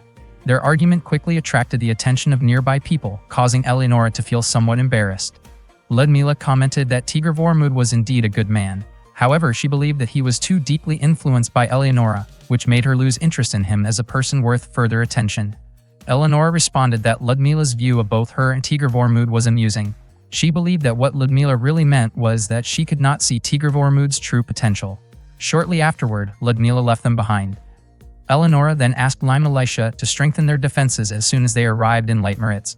Lai Militia wondered whether Ludmila was planning to take action against them. As it turned out, Eleonora's suspicion was correct. Ludmila had already moved her forces to the border of Leitmeritz. Because of this, Eleonora found herself caught between the forces of Count Thenardier and Ludmila, exactly as Thenardier had hoped. He wanted additional pressure placed on Eleonora. According to Eleonora, the enemy's troop deployment was far more intelligent than Zion's. Tigr Vormund asked whether she intended to fight Ludmila. Eleonora replied that Ludmila might actually want such a confrontation more than she appeared to. Lai Militia found this confusing because Ludmila seemed to gain very little from defeating Eleonora. Eleonora explained that Ludmila could secure Olmutz's safety by placing herself under Thenardier's protection. Eleonora then said that the final decision should be left to Tigr Vormund. She told him that he was free to look away from the conflict if he wished. He could also direct troops toward Alsika, so they would be prepared to deal with Thenardier or Ganelin. Ultimately, the choice was his. Tigr Vormund acknowledged that this was his battle. In addition, they had a responsibility to protect the Augur noble family, which had already agreed to support him. He eventually decided to send a message to Ludmila. Unfortunately, Ludmila rejected the peace proposal he sent. The forces of Leitmeritz began to mobilize, while the army of Olmutz prepared itself for battle. Meanwhile, Ludmila informed her subordinates that Eleonora was approaching. Some of them questioned whether she was truly certain about fighting Eleonora. Ludmila explained that the close relationship between House Lori and House Thenardier had existed for more than 80 years. She could not allow that bond to be broken so easily, especially after inheriting the honor and responsibility associated with it. The battle took place on the plains of Blycolin near the Tatra Mountains. As soon as the signal for battle was given, archers from both sides released volleys of arrows. The clash soon escalated into close-range combat involving spears and swords. Tigr Vormund focused on shooting the enemy forces in front of him. Even though the soldiers of Olmutz wore heavy armor, he was still able to guide his arrows with remarkable precision and strike vulnerable areas. His skill and strength as an archer were truly extraordinary. In the end, the first engagement concluded without a decisive outcome. Both sides withdrew to their respective camps after suffering significant losses and exhaustion, with neither army gaining a clear advantage over the other. That night, Eleonora asked what Tigr Vormund thought about Ludmila's army. In Tigr Vormund's opinion, they seemed to have exceptionally high morale. No matter how hard they were pushed back, they always managed to recover and return to the fight. Eleonora explained that Ludmila focused heavily on defense and probably possessed the strongest defensive capabilities among the war maidens, even though her offensive tactics could be incredibly formidable. Militia admitted that she had never personally seen Ludmila take the battlefield herself. Eleonora was confident that Ludmila would not be able to defeat her. The next day, she intended to meet Ludmila on the front lines and overcome her forces. Militia asked about Eleonora's win-loss record against Ludmila. Eleonora replied that she held a 2-to-1 advantage over Ludmila. Militia pointed out that when she had asked Ludmila the same question, Ludmila had claimed the exact opposite. In Militia's view, it seemed that Eleonora and Ludmila were actually evenly matched, but both insisted that they were the one with more victories. Eleonora explained that Leitmeritz and Olmutz had been rivals for generations. For several generations, war maidens had often been chosen from the Louis family, including during the time when Ludmila's mother and grandmother were at the height of their influence. Tigr Vormund asked whether war maidens were selected through bloodlines. Eleonora explained that war maidens were chosen by the dragon relics. She promised to explain the details another time because, for now, they needed to focus on the battle that lay ahead. The Olmutz army had already retreated back to their fortress. Militia reported that the enemy appeared to be moving toward the Tatra Mountains. Eleonora realized that she had likely overlooked something. Tigr Vormund even suspected that this had been Ludmila's objective from the very beginning. Eleonora came to the conclusion that the previous day's battle had merely been a diversion. There was only one route leading to Ludmila's Tatra castle. Every corner of the fortress had been designed with extraordinary defensive features capable of repelling enemy attacks. Tigr Vormund described Ludmila's castle as a stronghold built to withstand any assault. It turned out that Ludmila had already frozen key strategic areas with the power of Lavias. The castle's elevated position gave it a major advantage over any possible approach routes used by attackers. Eleonora was certain that even her predecessors must have struggled when dealing with that fortress. Nevertheless, she remained confident that victory would ultimately be hers. Once the battle began, the situation quickly turned unfavorable for the Leitmeritz army. Their forces were steadily pushed back, and the war gradually shifted in favor of Olmutz. That night, Eleonora refused to accept the situation. If things continued this way, the enemy would gain complete control of the battlefield. She believed that the freezing temperatures were reducing the combat effectiveness of the Leitmeritz soldiers. Eleonora planned to use Ereful to fly over the battlefield, enter the castle from above, and launch a direct attack from within.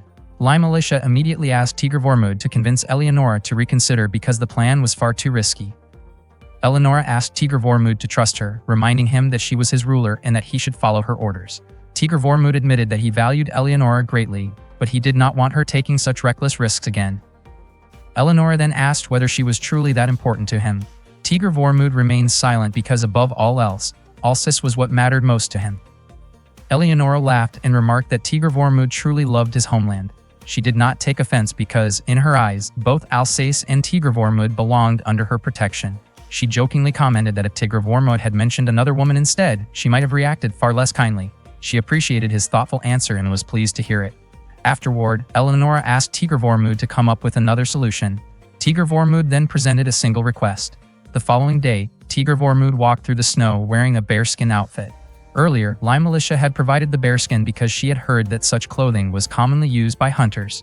Wearing it would help avoid attracting suspicion from the enemy. Eleonora questioned whether the idea would actually work. Tigr Vormund assured her that he could create an opportunity for her to launch an attack.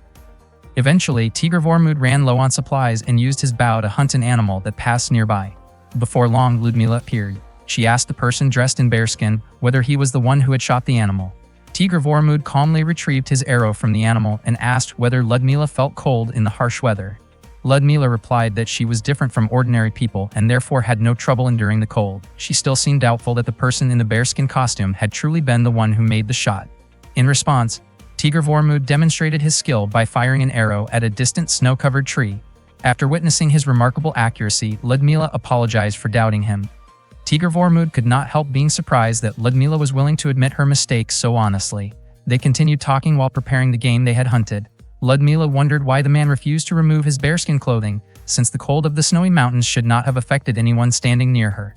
Tigr Vormund explained that his village had a tradition that forbade hunters from removing their bearskins while they were in the mountains. Introducing himself as Urs, Tigr Vormund listened as Ludmila overlooked his earlier lack of manners after witnessing his remarkable abilities. Impressed by his skills, she expressed interest in having him work for her, believing that someone with such talent would be a valuable ally. Tigr Vormund explained that he had come from a distant land and had every intention of returning to his homeland someday. He also wondered whether Ludmila suspected him of being a spy. In her view, however, it would not have been surprising for hunters or travelers to find their way to that remote area. Ludmila then prepared a cup of her special hot tea for him. Tigr Vormund found the drink delicious, and hearing that brought a smile to her face. She took pride in the tea, believing it had the power to warm both the body and the spirit. Tigr Vormund found himself surprised by how naturally she smiled. Curious about why Ludmila was alone, Tigr Vormund asked about her situation.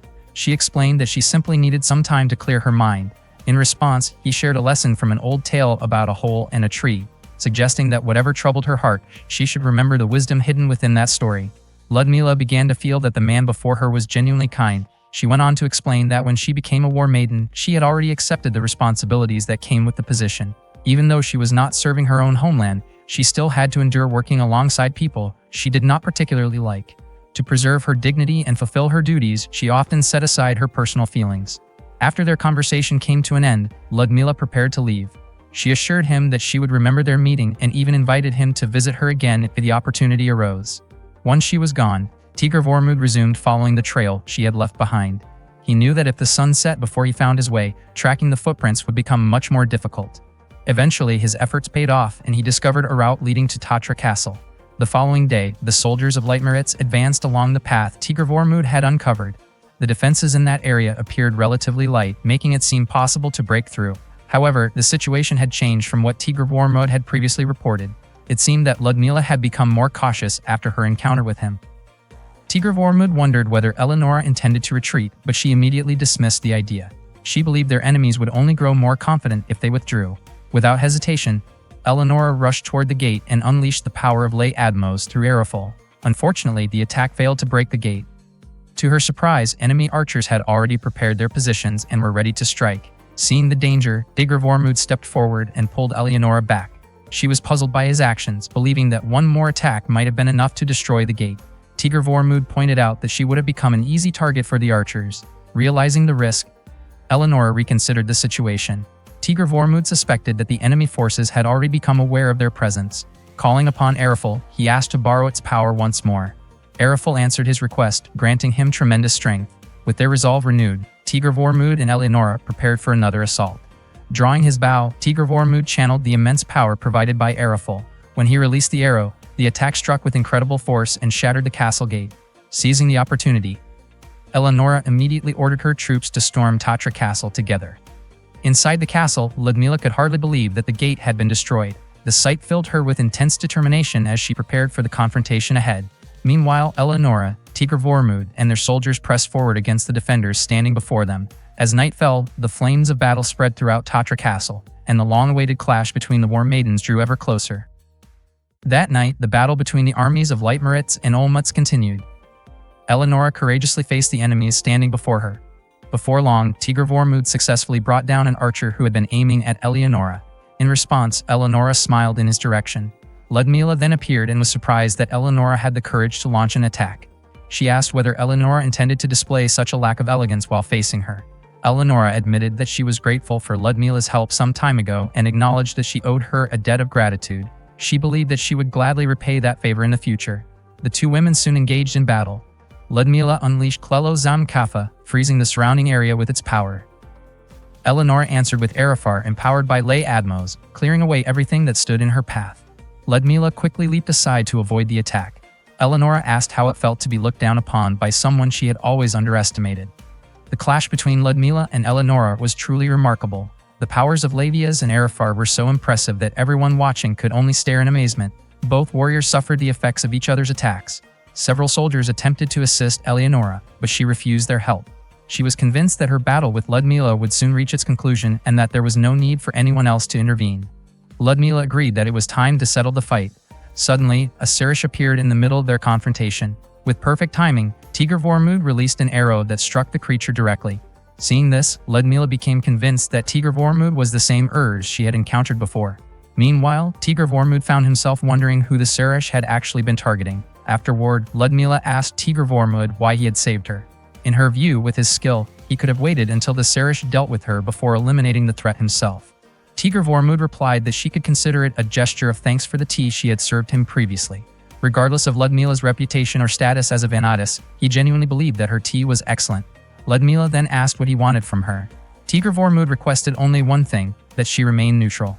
She found it strange that he was not asking her to join his side. Tigr Vormud admitted that he would certainly welcome her support, but he had nothing valuable to offer in return. Because of that, he felt it would be unfair to ask her to commit herself to his cause. Ludmila wondered whether he truly sought nothing from the war. Tigr Vormud explained that Alsace was enough for him.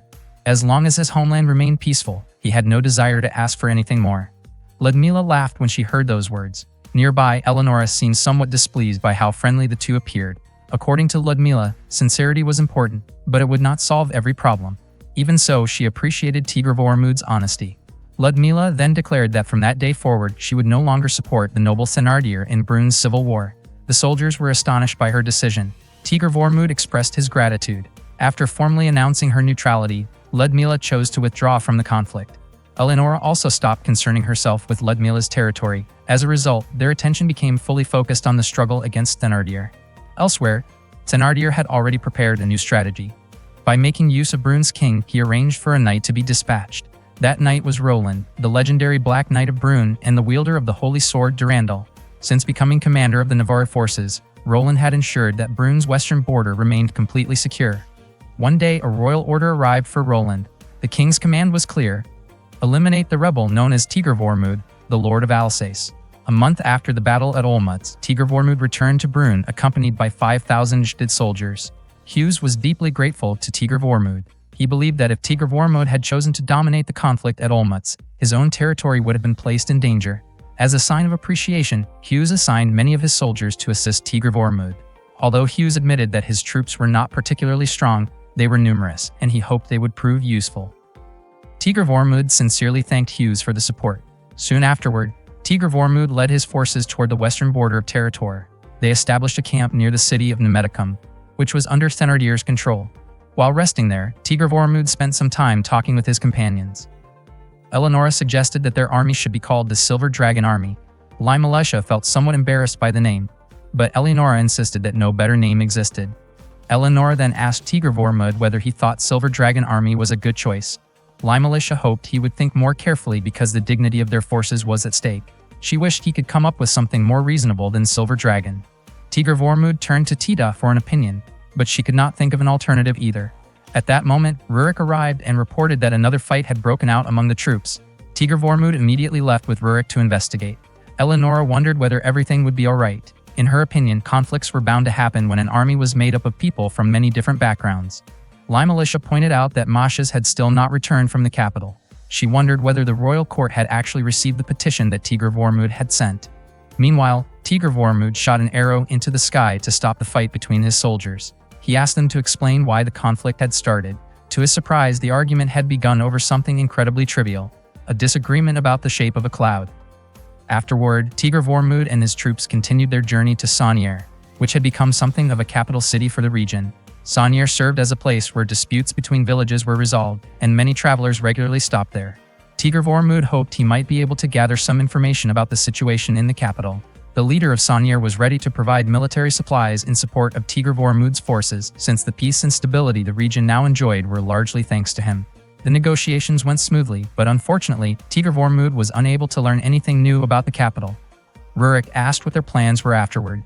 Hughes wanted to return home. Tigr Vormud offered to escort him, but Hughes declined. Instead, he suggested that Tigr Vormud take some time to relax and enjoy himself since the area was filled with interesting shops. That day, Tigr Vormund spent some quiet time alone by the river, enjoying the peaceful atmosphere. Before long, a small dragon approached him. He caught the little creature, causing it to tumble into the river. The dragon turned out to be Luni, Eleonora's pet dragon. Luni suddenly flew away when Sophia arrived looking for the dragon.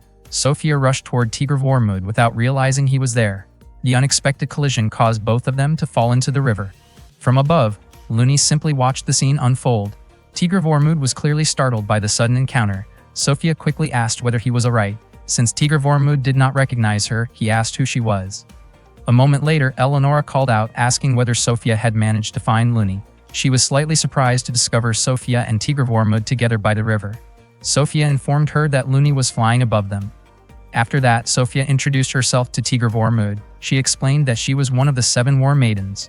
Tigr Vormund apologized for the earlier misunderstanding. Sophia admitted that the incident had caught her completely off guard and left her somewhat embarrassed. Sophia then explained that she had come on official business. She said that King Victor had become concerned about the conflicting reports regarding Brun's situation. She had been sent to deliver a message. According to Sophia, the King of Brun was in poor health due to an illness, which was why she had not yet been able to meet him personally. For the time being, she could only share the information she had regarding the current situation. Eleonora asked whether Sophia had explained that her presence there was the result of Tigr Vormund's invitation, and that Jikted had no involvement in the matter. In addition, Sophia delivered a message from the king specifically for Tigr Vormund. The royal government had declared Tigr Vormund guilty because of his recent actions and had revoked all of his noble privileges. As a result, Alsace was now officially under the control of the kingdom. Until the situation stabilized, the royal decision could not be challenged, and anyone who opposed it would be regarded as a rebel. Tigr Vormund was shocked to hear the news. Sophia explained that she had originally expected the royal government to deliver the message directly to Tigr Vormund. However, she suggested that he could later ask Mashas for a more detailed explanation. Limalisha then asked whether Sophia knew Mashas personally. It turned out that Sophia had met him in the city of Nice.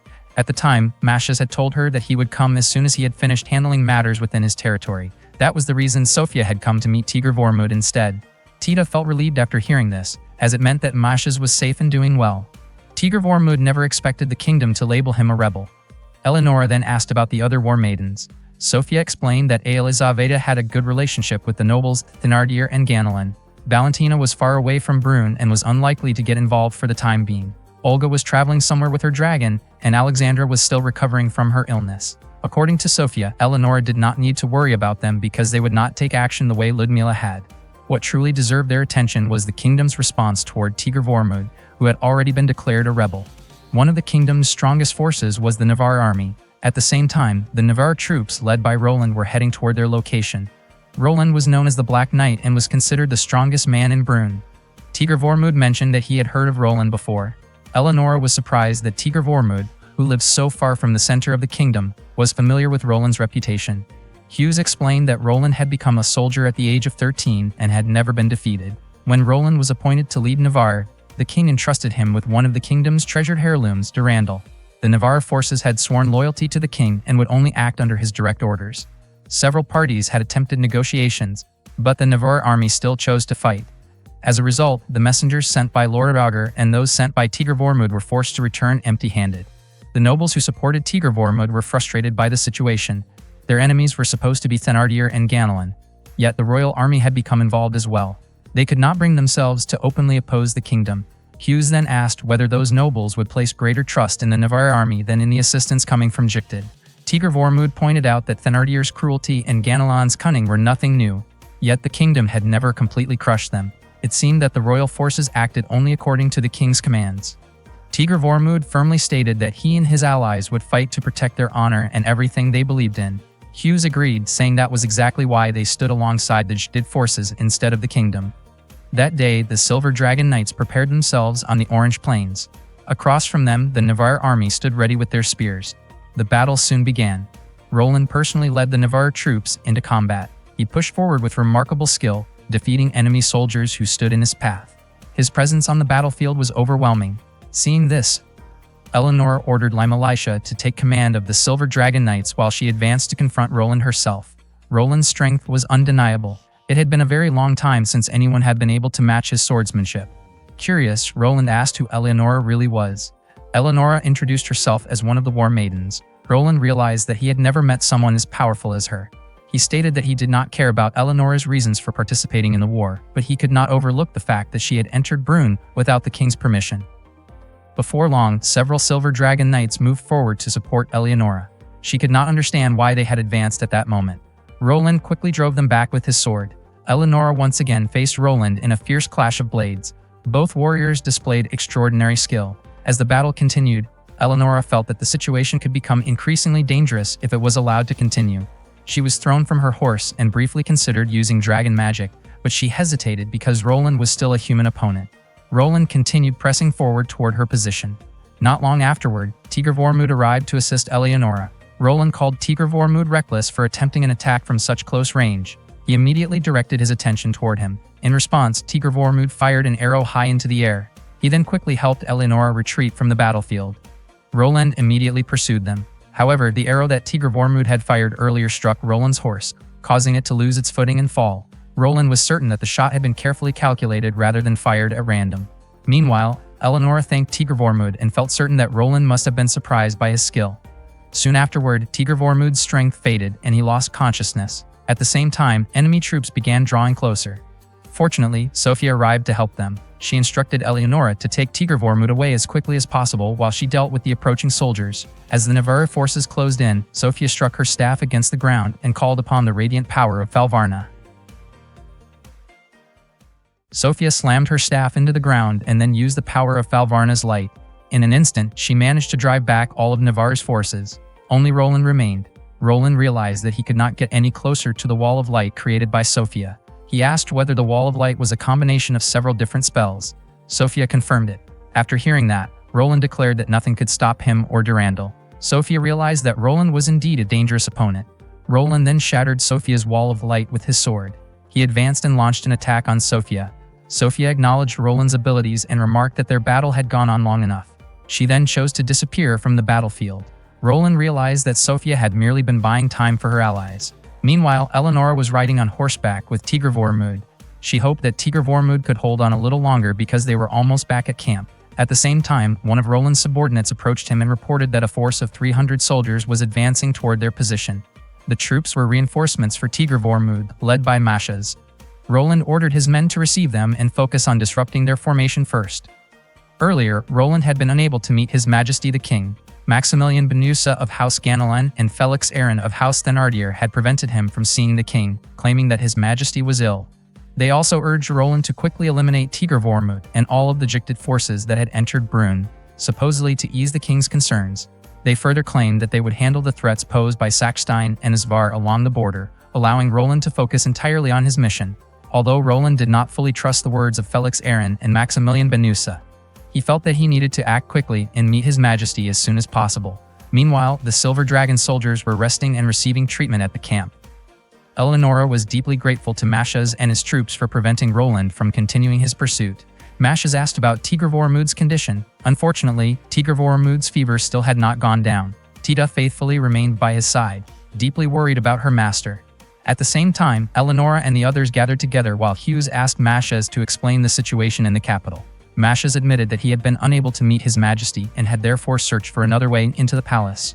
Once there, he discovered that Felix Aaron and Maximilian Benusa had effectively taken control of the palace and the situation had become chaotic. Prime Minister Pierre met with Mashas and helped him gain an audience with the king. Pierre explained that everything discussed there was highly confidential and not meant for the general public. Inside, His Majesty was quietly playing with wooden blocks. It turned out that the king was still suffering from the loss of his son. Only a small number of people knew about his condition. Eleonora was certain that Felix Aaron and Maximilian Benusa were among those who knew the truth. Mashas explained that Pierre had told him that, regardless of the circumstances, Tigr Vormund would need a convincing explanation for bringing foreign troops into Brünn. Hughes believed that if Tigr Vormund could prove that he posed no threat to Brünn, there was a possibility that His Majesty would pardon him. Hughes still could not accept the idea of Tigr Vormund being branded a rebel. Mashas then revealed that Felix Aaron and Maximilian Benusa had issued false orders to Roland. Curious, Eleonora asked how Mashas had met Sofia. Mashas wondered whether Sofia had not already explained it. Sofia admitted that as soon as she arrived, she had immediately become caught up in the conflict, and she felt it was not her place to speak about matters that were not hers to reveal. Mashas then recounted what had happened after his meeting with Pierre. As he was preparing to leave, he was suddenly surrounded by hired assassins. At that very moment, Sophia appeared and quickly defeated them all. The assassins had likely been sent by House Thénardier or House Ganelin. In short, Sophia was the one who saved Mashes. That night, several soldiers asked about Tigre Vormud's condition. Bertrand told them not to worry too much about it. Eleonora then asked Bertrand who those soldiers actually were. Bertrand explained that they were troops who had arrived alongside Hughes. Apparently, one of them had heard about Roland's attack on Tigre Vormud. Later, Eleonora went to check on Tigre Vormud herself. She asked Tita to leave them alone for a while because she had something important to tell him. Tita looked hesitant at first, but eventually agreed. Before leaving, she asked Eleonora to call for her if anything happened. Tita then waited outside the camp with Bertrand. Bertrand was certain that Tigre Vormud would be extremely grateful to Tita for everything she had done for him. At that moment, Eleonora held Tigre Vormud's hand. She thought he probably would not hear her because he was asleep. Eleonora hoped Tigre Vormud could hear her heartbeat through the touch of their hands. She hoped he could understand how she felt. Eleonora said that she would use her army to protect everything Tigre Vormud wanted to protect because he belonged to her. Later that night, Eleonora stood alone beneath the night sky. Sophia approached her and remarked that it looked like rain might fall before long. Sophia asked whether Eleonora truly intended to use dragon magic even though her opponents were ordinary humans. She admitted that she was willing to help Eleonora. Eleonora reminded Sophia that she had only come to deliver a message and that joining the battle would put her in danger. Sophia replied that Eleonora had already made up her mind. She also admitted that she found Tigre Vormud interesting. Eleonora smiled and confidently stated that Tigre Vormud already belonged to her. That same night, Roland asked Olivier whether Tigre Vormud had any previous connection to Jicted. Olivier firmly explained that although Tigre Vormud's territory was located near the border, he had never had any ties with Jicted before. Roland wondered how Tigre Vormud had managed to gain their trust so quickly. Olivier explained that, in the past, the nobleman Thénardier had attempted to attack Alsace while Tigre Vormud was away. Roland questioned whether that information could be trusted, and Olivier replied that he had heard it from several different sources. Although Roland still appeared doubtful, he decided to continue with the plan. To him, the undeniable fact was that Jicted's army was on Brun's soil, and that alone was enough reason to move forward. The following day, Eleonora and the Silver Dragon army marched toward the battlefield. At the same time, Tigre Vormud woke up and found himself back at camp. He noticed Tita sitting beside him. Tigre Vormud remembered that Roland had struck him down during the previous battle. Looking at his weakened condition, he wondered how he could possibly protect everyone else. Suddenly, he sensed something unusual coming from the Black Bough. Tita opened her eyes and realized that Tigre Vormud was awake. Bertrand was still asleep at the time, and Tigre Vormud decided to leave the camp with Tita. Tigre Vormud apologized for making her accompany him, but Tita replied that she had already promised to follow him wherever he went. Tigre Vormud did not know where the Black Bough was leading him. Even though his body ached with every step, he continued forward. Together, he and Tita passed through a thick wall of mist. Before long, they arrived at an ancient castle. Meanwhile, the Silver Dragon army had reached the battlefield. The wounded soldiers remained behind at the camp while the rest moved into position. Ahead of them stood Navarre's forces, prepared in a crescent-shaped formation. Navarre's 1st Division would focus on weakening the enemy's defenses. The 2nd Division would strike at the enemy's flanks. The 3rd Division would cover a wider area and attack from the sides while the enemy attempted to launch a counterattack. By repeatedly executing these coordinated maneuvers, they could overwhelm their opponents through discipline and teamwork. In terms of strategy, Brun's knightly forces held the advantage. The battle began, and Olivier immediately ordered the 1st Division to advance. Meanwhile, Tigre Vormud and Tita entered the old castle. Tigre Vormud had no idea what kind of place it was. Inside, they discovered carvings on the castle walls. Tita guessed that they depicted Tir na Fa, the goddess who dwelled between night and darkness, a deity associated with shadows and the passage of life. Tigre Vormud called out, wondering whether Tir na Fa was the one who had brought him there. Suddenly, Tita became possessed by Tir na Fa's spirit. Through Tita, Tir na Fa explained that she had not summoned Tigre Vormud. However, she believed that he had come seeking power. At the same time, the battle continued outside. Many soldiers of the Silver Dragon army were being defeated by Roland and his forces. Tir na Fa told Tigre Vormud that at that very moment, his companions were fighting and falling one after another. Tigre Vormud asked whether, if he truly needed power, Tir na Fa would show him the way to obtain it. Tir na Fa agreed to grant him power, but only if he could prove the strength of his determination. She instructed Tigre Vormud to draw his bow and aim at Tita as a test of his resolve and the depth of his feelings. If the Black Bough recognized and accepted his conviction, Tir na Fa promised that she would grant him greater power. Tigre Vormud then asked whether Tir na Fa would release Tita if he refused to carry out the test. Tir na Fa responded by reminding him that Tita was also someone deeply important to him. Tigr Vormund immediately drew his bow to show Tir na Fa the strength of his determination. Tir na Fa smiled and remarked that she already seemed to know what Tigr Vormund was about to do. She questioned whether he was truly certain about his decision, warning that even the slightest miscalculation could put Tita in serious danger. Tigr Vormund aimed at Tita, but he had no intention of letting her die. The arrow shot toward her chest, and at that moment all of Tita's clothing was torn apart. Tir na Fa realized that Tigr Vormund had poured an enormous amount of power into the arrow, causing it to break apart before it could strike Tita directly. Tir na Fa acknowledged that Tigr Vormund had passed her test of resolve. Tita regained consciousness and burst into tears in shock at what had happened. Tigr Vormund quickly handed over his cloak so she could cover herself. Tita continued crying uncontrollably as Tir na Fa's castle once again disappeared into the surrounding mist. Afterward, Tigr Vormund mounted his horse and headed toward the battlefield. Tir na Fa's words continued to echo in his mind. She had expressed her anticipation for the new power that Tigr Vormund would develop with his own hands. Meanwhile, the battle was still raging. Ludmila ordered her troops to fire arrows at the enemy forces trapped in the flowing water. Earlier, the Silver Dragon army had constructed a dam using piles of sandbags, redirecting the river toward the battlefield. The strategy had been discussed the previous night. Once the river flowed into the battlefield, the land would turn into a giant trench. Their goal was to lure the enemy into that area and then launch their attack. At the same time, Roland and Eleonora were engaged in battle. Eleonora deliberately moved away, and Roland quickly understood that she intended to draw him away from his troops. He continued chasing her and relentlessly launched attacks. Eleonora then used Verney and leaped high into the air. Roland was convinced that a technique like that would never stop his Durandal. Eleonora rushed forward and unleashed Mutarascu along with Lay Admos, creating a devastating storm of wind that swept everything aside. Roland's body was thrown back by the powerful gusts she created. Even then, Eleonora was unsure whether her attack had been enough to defeat Roland. Roland loudly declared that he was a knight. He drew his sword and effortlessly cut through the swirling winds. Roland admitted that Eleonora's power was terrifying, but her determination was even more frightening. He declared that he would not lose to her and steadily advanced toward Eleonora and Sophia. Eleonora appeared visibly alarmed.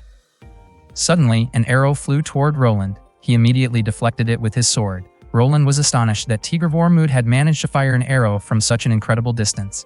Eleonora was equally surprised to see Tigr Vormund arrive. Once Tigr Vormund reached them, Roland questioned his decision to bring Jicted's army into Brunn to protect Alsace. Tigr Vormund openly admitted that Eleonora and the Jicted forces were working under his command to defend Alsace. Eleonora emphasized that their true enemy was the noble Thénardier. Their goal was to make Thénardier answer for his wrongdoing. Once she received the compensation she had been promised, she and her army would return to their homeland. Eleonora then asked Roland whether he would join them and fight by their side. Roland refused the offer. He explained that he and the Navarre forces would only obey the commands of His Majesty the King. Because of that, he could not ignore someone considered a rebel like Tigr Vormund. Roland then raised his sword with both hands, preparing to unleash the full extent of his power. At that moment, Tigr Vormund was struck by intense pain from his injuries. Eleonora stopped him, unwilling to let him throw his life away. She insisted that he still had to survive. Just then, Roland charged directly toward Tigr Vormund. Tigr Vormund drew his bow and declared that he would protect his people. He released an arrow from his black bow. Roland proclaimed himself a knight entrusted with a sacred heirloom by His Majesty the King. He swung his sword to destroy the arrow fired by Tigr Vormund. The clash of their powers was overwhelming. The force released by Roland was so immense that it affected the surrounding area. Eleonora could hardly believe that Roland was still standing after releasing such tremendous power. However, Roland suddenly admitted defeat, explaining that he could no longer move his arms. Not long afterward, Tigr Vormund lost consciousness. The Navarre army had lost half of its forces, and the battle finally came to an end when Roland surrendered. The Silver Dragon army moved ever closer to its inevitable confrontation with Thénardier. During that time, Eleonora remained by Tigr Vormund's side, carefully watching over him while he lay unconscious. That day, the battle between the Silver Dragon army and the Navarre forces finally came to an end. The soldiers began clearing away the weapons and equipment scattered across the battlefield.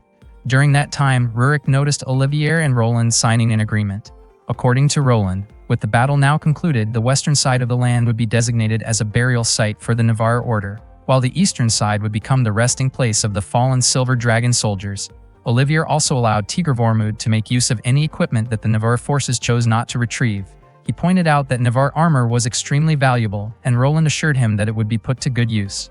Roland then asked whether Olivier had any intention of joining forces with the Silver Dragon army. However, Olivier explained that he and his troops could not continue leaving the western border unguarded.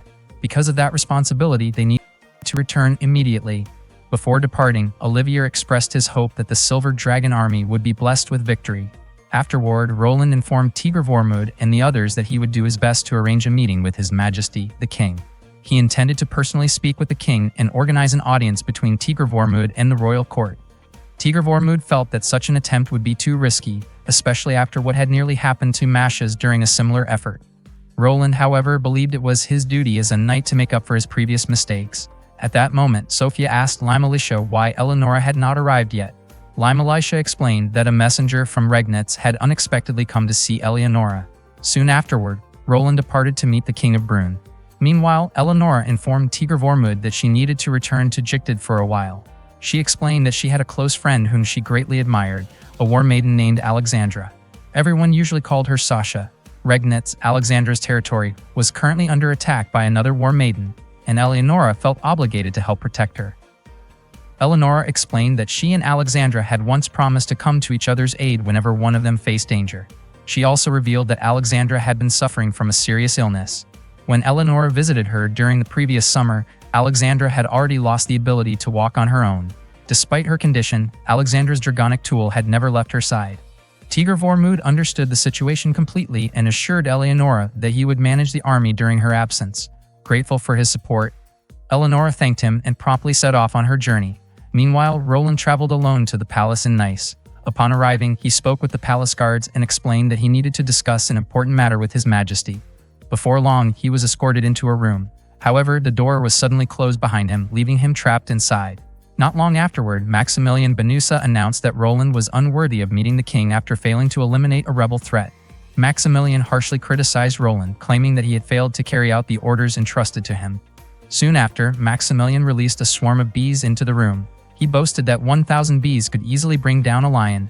The swarm had been released with the intention of punishing Roland. As the situation unfolded, Roland recalled the words His Majesty had once spoken to him, encouraging him to become a knight among knights. On the same day, Eleonora, Limalicia, and their troops began their march toward Regnitz. Meanwhile, Sophia also said her farewell to Tigre Vormund. She urged him not to act recklessly and promised to return as soon as possible. After Sophia left, Rurik playfully teased Tigre Vormund for watching a woman depart with a smile on his face. Tigre Vormund then asked why Rurik had not returned home with the others. Rurik explained that winter in Brunn was much warmer than in his homeland. Ever since losing his hair, he had become especially sensitive to the cold. He also mentioned that around 1,000 soldiers had accompanied Eleonora, while many of the soldiers who admired Tigre Vormund had chosen to remain behind. Rurik hoped Tigre Vormund would make good use of their loyalty and abilities. Not long afterward, Mashes brought shocking news that Roland had lost his life following a royal punishment. Elsewhere, Felix Aaron confronted Maximilien Benusa over Roland's death. Maximilien acknowledged Roland's strength and stated that Roland had faced his final moments with dignity. Felix then raised concerns about the western border, believing that Sachstein and Esvire would surely take advantage of the situation. Maximilien, however, argued that Felix should be more concerned about the southern border. Reports indicated that Muozinellan forces were already approaching by both sea and land routes. He even questioned whether Felix's territory was prepared for what might come next. Felix was deeply frustrated by Maximilien's remarks. The kingdom of Muozinellan was the nation located closest to Brunn. It was infamous for maintaining one of the harshest systems of slavery in the world. The kingdom had a long history of seizing territories and exploiting vulnerable regions whenever opportunities arose. Throughout the years, it had repeatedly been associated with destructive campaigns and widespread acts of oppression. Their targets often changed according to circumstances, and at that moment, Brunn appeared to be an ideal target for their ambitions. The Muozinellan force approaching numbered 20,000 soldiers. To face them, Thénardier organized his army and marched south with 7,000 troops. The Thénardier forces intended to lure the enemy deeper into their territory before eliminating them. Around 13,000 Thénardier soldiers remained on standby to protect the capital and monitor the movements of Ganelon, who held command of the northern forces. Felix Aaron of Thénardier already understood Ganelon's movements and was curious about what Tigre Vormund would do next. At that time, Tigre Vormund was still thinking about how to deal with an enemy force of 20,000. He would probably remain safe if he stayed in the camp. But he remembered Roland's message when Roland entrusted Durandal to him. Durandal was regarded as proof that Roland acknowledged the justice and ideals that Tigre Vormund believed in. Not long afterward, Tita came to see him. Tigre Vormund was surprised that Tita had come so late at night, but she pointed out that it was already close to dawn. Tita was convinced that Tigr Vormud had not slept all night. Tigr Vormud then ate the breakfast that Tita had brought for him. She reminded him to get enough rest because he was serving as the commander. Tigr Vormud informed her that they would have to part ways again. He asked Tita to remain in the camp with Bertrand. Concern appeared on Tita's face as she asked whether Tigr Vormud would return safely. In response, Tigr Vormud promised that he would come back soon. Later that day, Rurik asked whether Tigr Vormud was confident of victory, but Tigr Vormud himself could not be certain. Rurik suggested that Tigr Vormud should at least appear confident in order to inspire the soldiers. At the time, Tigr Vormud only had 2,000 troops with him, while the enemy numbered 20,000. Because of that overwhelming difference, few people would believe any claim that their army was guaranteed to win. Tigr Vormud met with Hughes and explained that he intended to lead his forces toward the southern border. Hughes questioned why Tigr Vormud did not simply strengthen Territor's defenses. According to Tigr Vormud, even reinforced defenses would struggle against an enemy army of 20,000 soldiers. Hughes argued that they only needed to hold out until knights and reinforcements from other nobles arrived. Furthermore, there was no guarantee that the enemy would actually advance into Territor. Unfortunately, the worst-case scenario was that those reinforcements might never arrive, especially since Tigr Vormud had already been branded a rebel. Tigr Vormud then departed with 1,700 soldiers to address the crisis facing the nation.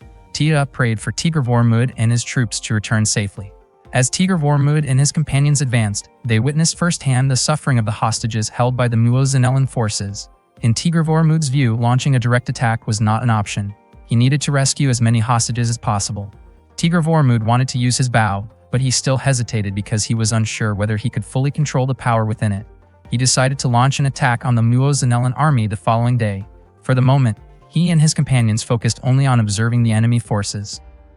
Rurik then asked Tigr Vormud what he thought of Gerard Hughes' son. Tigr Vormud considered Gerard to be a capable and resourceful person. In fact, he felt grateful for Gerard's actions during the battle against Roland. Rurik admitted that he did not like Gerard because he believed Gerard had a talent for manipulating others. Not long afterward, Tigr Vormud noticed a young girl who had fallen and was surrounded by enemy soldiers. Using his bow, he swiftly drove away the attackers and secured the area. He then approached the girl and checked on her condition. She appeared frightened at first, but after Tigr Vormud introduced himself, she smiled. A moment later, the girl lost consciousness, and Tigr Vormud immediately helped her. That night, Tigr Vormud held a meeting with Rurik and Gerard. They discussed the shortage of supplies needed to sustain a prolonged military campaign. Gerard also raised concerns about the Muozanellan army forcing prisoners into labor and placing captives in dangerous situations during military operations. The following day, Kashim, a general of the Muozanellan army, received a report that approximately 200 Brune soldiers had attacked their left flank using arrows and stones. In response, Kashim ordered one of his subordinates to dispatch 3,000 troops to deal with the Brune force. He was convinced that the group of 200 soldiers was merely a decoy and instructed his men to locate the main Brune army. By order of General Kashim, 3,000 Muozanellan soldiers, consisting of 1,000 archers and 2,000 spearmen, were deployed.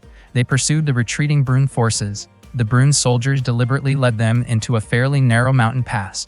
As soon as they arrived at the pass, the Muozanellan troops spotted the main force of around 5,000 to 6,000 soldiers. At that moment, Tigr Vormud ordered his army to launch an attack on the Muozanellan troops. The Muozanellan soldiers had no room to retreat and could not escape the battle. As a result, the first clash proceeded without any major complications. Rurik then instructed everyone to gather every usable weapon left on the battlefield. Tigr Vormud continued launching one strategy after another. His goal was to gradually wear down the Muozanellan forces and reduce their numbers. After repeating his surprise attack several times, Tigr Vormud succeeded in reducing the enemy force from 20,000 soldiers to 18,000. However, Kashim responded by using hostages as bait to lure the Brune army out of hiding. After carrying out his plan, the Muozanellan forces dispatched 3,000 soldiers to attack and pin down the enemy while the main force remained behind. Kashim felt confident because he greatly outnumbered Tigr Vormud's army. He was certain that Tigr Vormud's forces could not defeat him. At that time, the Silver Dragon Knights were prepared for battle. Though they numbered only 600 soldiers, Kashim could hardly believe that an archer like Tigr Vormud was actually the commander of the Brune army. He was convinced that the force standing before him was merely a decoy. Tigr Vormud demanded that the Muozanellan army put an end to its cruelty. Just as the battle was about to begin, reinforcements suddenly arrived. The Muozanellan soldiers were shocked to discover that the reinforcements came from Jiktid. Once the battle started, both armies immediately clashed. Even then, Kashim remained convinced that the enemy's tactics were nothing more than cheap tricks that could never defeat his forces. Without hesitation, Tigr-Vormud released an arrow toward Kashim. Kashim considered the attempt absurd because the distance between them was more than 300 alsans. However, to everyone's surprise, the arrow flew straight toward its target and struck Kashim in the head, causing him to collapse instantly. The moment the Muozinellan soldiers learned that their commander had fallen, they immediately fled the battlefield. Tigr-Vormud ordered his troops not to allow a single enemy soldier to escape. Rurik could hardly believe how smoothly the battle had gone. According to Tigr-Vormud, their success was largely due to the enemy's carelessness. That was why the Muozinellan army had positioned its main force at the front. Rurik was certain that the Muozinellan soldiers had never imagined that a Brune archer could accurately hit a target from over 300 alsans away. After the battle, one of the former hostages angrily confronted Tigr-Vormud for not revealing himself sooner, believing that it might have prevented some of the hostage casualties. Tigr-Vormud sincerely apologized. All of the captives were then released. A young girl thanked Tigr-Vormud for saving the townspeople and for avenging her father. Although she understood the concerns expressed by the former hostage, she still wanted to express her gratitude. Tigr-Vormud humbly thanked her in return. Jared witnessed just how humble Tigr-Vormud truly was. During the campaign, the Muozinellan army lost a total of 5,000 soldiers, while nearly a quarter of their forces fell into the Agnes ravine. That night, Tigr-Vormud and the others rested. Jared reported that 1,503 soldiers had survived, while 462 had been wounded. The 2,000 rescued hostages would be escorted to Territor. Not long afterward, Rurik arrived and called everyone to a meeting. He revealed that the Muozinellan army they had fought was merely an advance force. He had obtained this information from one of the Muozinellan prisoners. The enemy's main army was estimated to number around 30,000 soldiers. If the troops who had escaped earlier rejoined them, their total strength could reach 40,000. Tigr-Vormud believed that the enemy forces would be exhausted after enduring repeated attacks. The following day, Tigr-Vormud and his soldiers escorted the civilians toward Territor. At the same time, another Muozinellan force of roughly 3,000 to 4,000 soldiers was advancing in their direction. Rurik believed that the enemy's strategy appeared far more organized than before. Tigr-Vormud instructed Rurik to oversee the civilian convoy while he and a portion of the archers moved ahead to confront the Muozinellan army. Tigr-Vormud felt fortunate that they still had enough open space to make effective use of their bows. Tigr-Vormud and the archers unleashed a volley of arrows, but the attack failed to slow the Muozinellan advance. Suddenly, additional enemy reinforcements appeared. They were led by the ruler of Olmutz, the Snow Princess and mistress of the icy storms, Ludmila. Upon arriving on the battlefield, Ludmila greeted Tigr-Vormud with a smile. One day in the past, Ludmila and Eleonora were about to face off against each other when Alexandra suddenly arrived and asked what they were doing. Naturally, both Eleonora and Ludmila immediately blamed one another. Alexandra then offered to become their opponent. She challenged them to attack her together. If either of them could land even a small scratch on her, she would grant whatever they wished for an entire day. However, if they failed, they would have to make peace with each other. Upon hearing the challenge, Eleonora and Ludmila immediately rushed toward Alexandra. However, both of them were swiftly defeated by her. Alexandra advised them to strengthen their resolve when using their dragonic vessels and to use those powers to help others rather than fight over trivial matters. Afterward, she instructed them to reconcile. With no other choice, Eleonora and Ludmila shook hands. On that day, Eleonora and Limalicia paid a visit to Alexandra. Alexandra welcomed them with a smile. Eleonora asked who had dared to step into Alexandra's territory. Alexandra explained that it was Elizaveta, the Thunderstorm Princess. Eleonora then asked why Elizaveta had mobilized her forces. Alexandra began recounting the events. During midsummer, she and Elizaveta had been working together on a mission to drive pirates away from their waters. Alexandra admitted that she had tried not to provoke Elizaveta when Elizaveta became dissatisfied with her. Elizaveta insisted that Alexandra's troops had allowed the pirates to escape and later attack Elizaveta's forces directly. Alexandra had reviewed the reports herself and could not fully agree with that conclusion. Their alliance eventually came to an end when autumn arrived. Eleonora was disappointed by Elizaveta's impatience. Alexandra hoped that Elizaveta's troops would stop recognizing her as a war maiden and leave her alone, so that Alexandra would not have to trouble Eleonora any further. However, since the dragonic vessel itself chose the war maidens, Alexandra once again found herself relying on Eleonora's help. Eleonora told Alexandra not to worry because she was confident everything would work out. She vowed to drive Elizaveta out of Legnica and make her acknowledge Alexandra's position. Alexandra then mentioned that she had heard Eleonora and Limalicia had been involved in something interesting. She had learned about it from a letter written by Sophia. Eleonora admitted that she had met an awkward young man who struggled to handle things on his own. She felt it would be a waste to leave him behind, so she decided to help him. Lai Militia quickly pointed out that more often than not, it was Tigr Vormund who ended up helping Eleonora. In response, Eleonora brought up an incident involving Lai Militia that Tigr Vormund had once helped with. Lai Militia was caught off guard by the remark. Alexandra commented that Eleonora seemed to like Tigr Vormund quite a lot. Eleonora replied that Tigr Vormund was an interesting person and that if Alexandra ever spoke with him, she would surely find him interesting as well. Eleonora even planned to bring Tigr Vormund to meet Alexandra someday and jokingly said she would be willing to let Alexandra spend time with him. Alexandra responded that she would need to stay alive long enough to meet Tigr Vormund herself. Meanwhile, Curies received a report from one of his subordinates who had escaped from the battlefield. The subordinate reported that the enemy forces had been supported by troops from Jiktid. Curies had already heard rumors that one of Brün's nobles had allied himself with someone from Jiktid. The fact that thousands of soldiers had been deployed made him even more curious about the reason behind it. Curies ordered a messenger to gather more information. He wanted to find out whether the War Maiden was truly as beautiful as people claimed. If the stories proved true, he joked that he might consider offering his support. Otherwise, they would simply return empty-handed. That night, Ludmila went to see Tigr Vormund. She brought up the way he had thanked her previously. According to Ludmila, words of gratitude like that could sometimes encourage people to expect unreasonable favors in return. Tigr Vormund asked why she had come. Ludmila replied that Tigr Vormund surely wanted her assistance since she commanded 4,000 soldiers. She understood the difficult situation he was facing. But in her opinion, Tigr Vormund was asking for too much. She also believed she had identified one of his weaknesses and was reluctant to fight alongside someone she considered overly naive. Tigr Vormund then earnestly appealed to Ludmila. He admitted that he could not promise her any grand reward, but if she was willing to wait until the battle was over, he would certainly find a way to repay her. Ludmila told Tigr Vormund to raise his head. She confessed that she still could not decide whether he was simply innocent or foolish. Even so, despite his flaws, Tigr Vormund had managed to meet her standards. Before that, Ludmila asked Tigr Vormund to reveal the secret behind how he had destroyed the gate of her castle in the Tatra Mountains. She explained that the ancient gate had been constructed with 3 layers of the finest noble steel, with Phonak fibers woven between them. She had been certain that Arafar would never be able to break through it. Ludmila admitted that she trusted Tigr Vormund and wanted him to trust her as well. In response, Tigr Vormund showed her the bow he had used to destroy the castle gate. Ludmila acknowledged that the bow appeared far from extraordinary. Tigr Vormund explained that it was a family heirloom passed down through generations. Ludmila wondered why he did not draw out its power, considering that the bow possessed strength comparable to that of the War Maidens.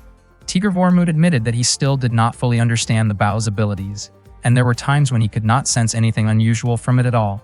According to Tigr Vormund, the bow's power only seemed to emerge during critical moments. Ludmila remarked that it sounded as though they could not rely on the bow in the next battle. She then pointed out that if the enemy commander were defeated, they would not need to face all 40,000 enemy soldiers directly, allowing Tigr Vormund to control the flow of the battle more effectively. Ludmila expressed her hope that she would be able to witness the bow's power again someday, calling it a debt that Tigr Vormund still owed her. Afterward, Tigr Vormund had a conversation with Gerard. Gerard admitted that he was curious about who Tigr Vormund really was and why people such as Eleonora and others were willing to help him so readily. Tigr Vormund simply credited it to good fortune. Gerard then asked Tigr Vormund for a favor. He wanted Tigr Vormund to bring food to a young girl they had rescued earlier. Tigr Vormund delivered the meal and stayed to eat with her. The girl asked for some of the soup that Tigr Vormund was having. Her name was Regine. After introducing themselves, Tigr Vormund prepared to leave, but Regine stopped him and asked him for a favor. That night, snow was falling heavily. Elsewhere, a war maiden named Elizaveta was standing watch when one of her subordinates suddenly reported that approximately 3,000 troops were moving south. The force carried 2 banners, one displaying 2 swords on a yellow background and another displaying 2 silver swords on a black background. Elizaveta immediately recognized them as the troops led by Eleonora. The allied forces of Legnica and Leitmeritz, commanded by Eleonora, confronted Elizaveta's Libis army at Boroslo, the northernmost territory of Legnica. Earlier, Alexandra had asked Lai Militia to protect Eleonora. Alexandra understood that the path Eleonora had chosen would not be an easy one.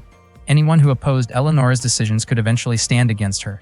If that day came, it would not be a dragonic treasure that protected her, but the people around her. As someone who had spent many years beside Eleonora and had fought alongside her even before she became a war maiden, Alexandra could only entrust that responsibility to Lai Militia. Elizaveta immediately ordered her army to advance and engage the allied forces of Legnica and Leitmeritz. Likewise, Eleonora boldly moved forward to meet the Libis army. She instructed Limelisha to oversee the troops because only a war maiden could properly face another war maiden. The battle unfolded amid the falling snow. Elizaveta admitted that she had missed Eleonora greatly. Eleonora responded by launching lay Admos, but Elizaveta easily avoided the attack and countered with her lightning technique. Eleonora quickly leaped backward. Elizaveta warned her to be careful, noting that attacks associated with Alexandra's power could become dangerous if underestimated. Eleonora replied that the same warning applied equally to Elizaveta. Meanwhile, Limelisha encouraged the soldiers and strengthened their morale. She hoped the battle would end as quickly as possible. At the same time, Eleonora unleashed Verni against Elizaveta. However, Elizaveta's lightning attack was so powerful that it sent Eleonora sliding backward across the battlefield. Eleonora acknowledged the strength of her opponent's attack, but she refused to give up. She immediately launched another lay Admos. Elizaveta answered with her own Gran Lazriga. The two tremendous powers collided and burst apart in midair. Seeing that Eleonora remained standing, Elizaveta initially assumed that the clash had ended in a draw. A moment later, however, she realized that Eleonora's attack had actually forced her backward. Elizaveta then proposed ending the battle. Eleonora still wished to defeat her rival, but Elizaveta reminded her that time was running short. At that very moment, the nobles Thénardier and Ganelon were already preparing to mobilize their armies. Elizaveta added that Ganelon's forces were ready to move, and no one knew which army they would target first. In addition, the Muozanellan forces were currently invading Brünn, and the troops involved were far from insignificant. She asked whether Eleonora truly wanted to continue their contest simply to determine who was stronger. If their duel continued, it would only give the surrounding armies more time to suffer unnecessary losses. Elizaveta proposed an agreement. Both sides would withdraw their troops and calmly discuss the pirate issue that Eleonora had previously learned about. Eleonora agreed to the proposal, but she requested that Elizaveta offer Alexandra a sincere and proper apology. Elizaveta accepted the condition, and so the Battle of Boroslo came to an end. Both armies returned to their respective territories. The soldiers of Legnica expressed their gratitude to Eleonora. As dawn approached, Eleonora and her forces began their journey back to Leitmeritz. On the way home, Eleonora hoped that Tigr Vormund would not act recklessly and would be willing to wait for her return. Meanwhile, Ludmila told Tigr Vormund and Rurik that they would defeat Muozanellan in a single battle. Rurik wondered whether that was even possible. In Ludmila's view, it was not a question of whether they could do it or not. It was something they had to accomplish. She understood that Tigr Vormund was probably exhausted at the time, but she reminded him to stay focused on discussing their strategy. Ludmila was convinced that the Silver Dragon troops would not be able to endure more than one major battle. Tigr Vormund asked whether she had any additional plans. According to Ludmila, just as Tigr Vormund had done before when facing enemies with far greater numbers, they needed to target either the enemy's supplies or its commander first. However, attacking the supplies was impossible at the moment because their forces would likely be overwhelmed before they could even break through the enemy defenses. Rurik asked if that meant it was Tigr Vormund's chance to demonstrate his abilities. Ludmila advised him to be especially careful of the enemy commander. She explained that the commander was Curies, known as Barbaros, the brother of the king of Muozanellan. Tigr Vormund was unfamiliar with that information, and Ludmila found it surprising, wondering whether Eleonora had never taught him about such matters. Ludmila then recounted how Sachstein had once dispatched 1,000 warships to attack Muozanellan. Curies had responded with only 200 ships, yet he returned victorious. The feat had left even Sachstein deeply shaken, and Curies earned the nickname the Red Beard, or Barbarossa in the Sachstein language. Because of that, Tigr Vormund would have to overcome Curies, and Ludmila shared a battle strategy with him. Tigr Vormund believed the plan could help him secure victory, but the risks were extremely high. He asked why Ludmila was helping him so much. Ludmila replied that she was certain Tigr Vormund would repay her support in the best possible way. She also hoped he would impress her with his archery skills, something she had been eagerly looking forward to seeing. Meanwhile, having learned from the fate of the first force previously sent by Muozanellan, the army advanced across Agnes in a large formation. The 40,000 soldiers no longer moved as a single unit. Instead, they were divided into 7 groups that maintained distance from one another. With such a formation, they could respond more effectively to surprise attacks. It was a strategy designed by Curies. That night, the messenger Curies had sent to the Juktid forces returned with a response.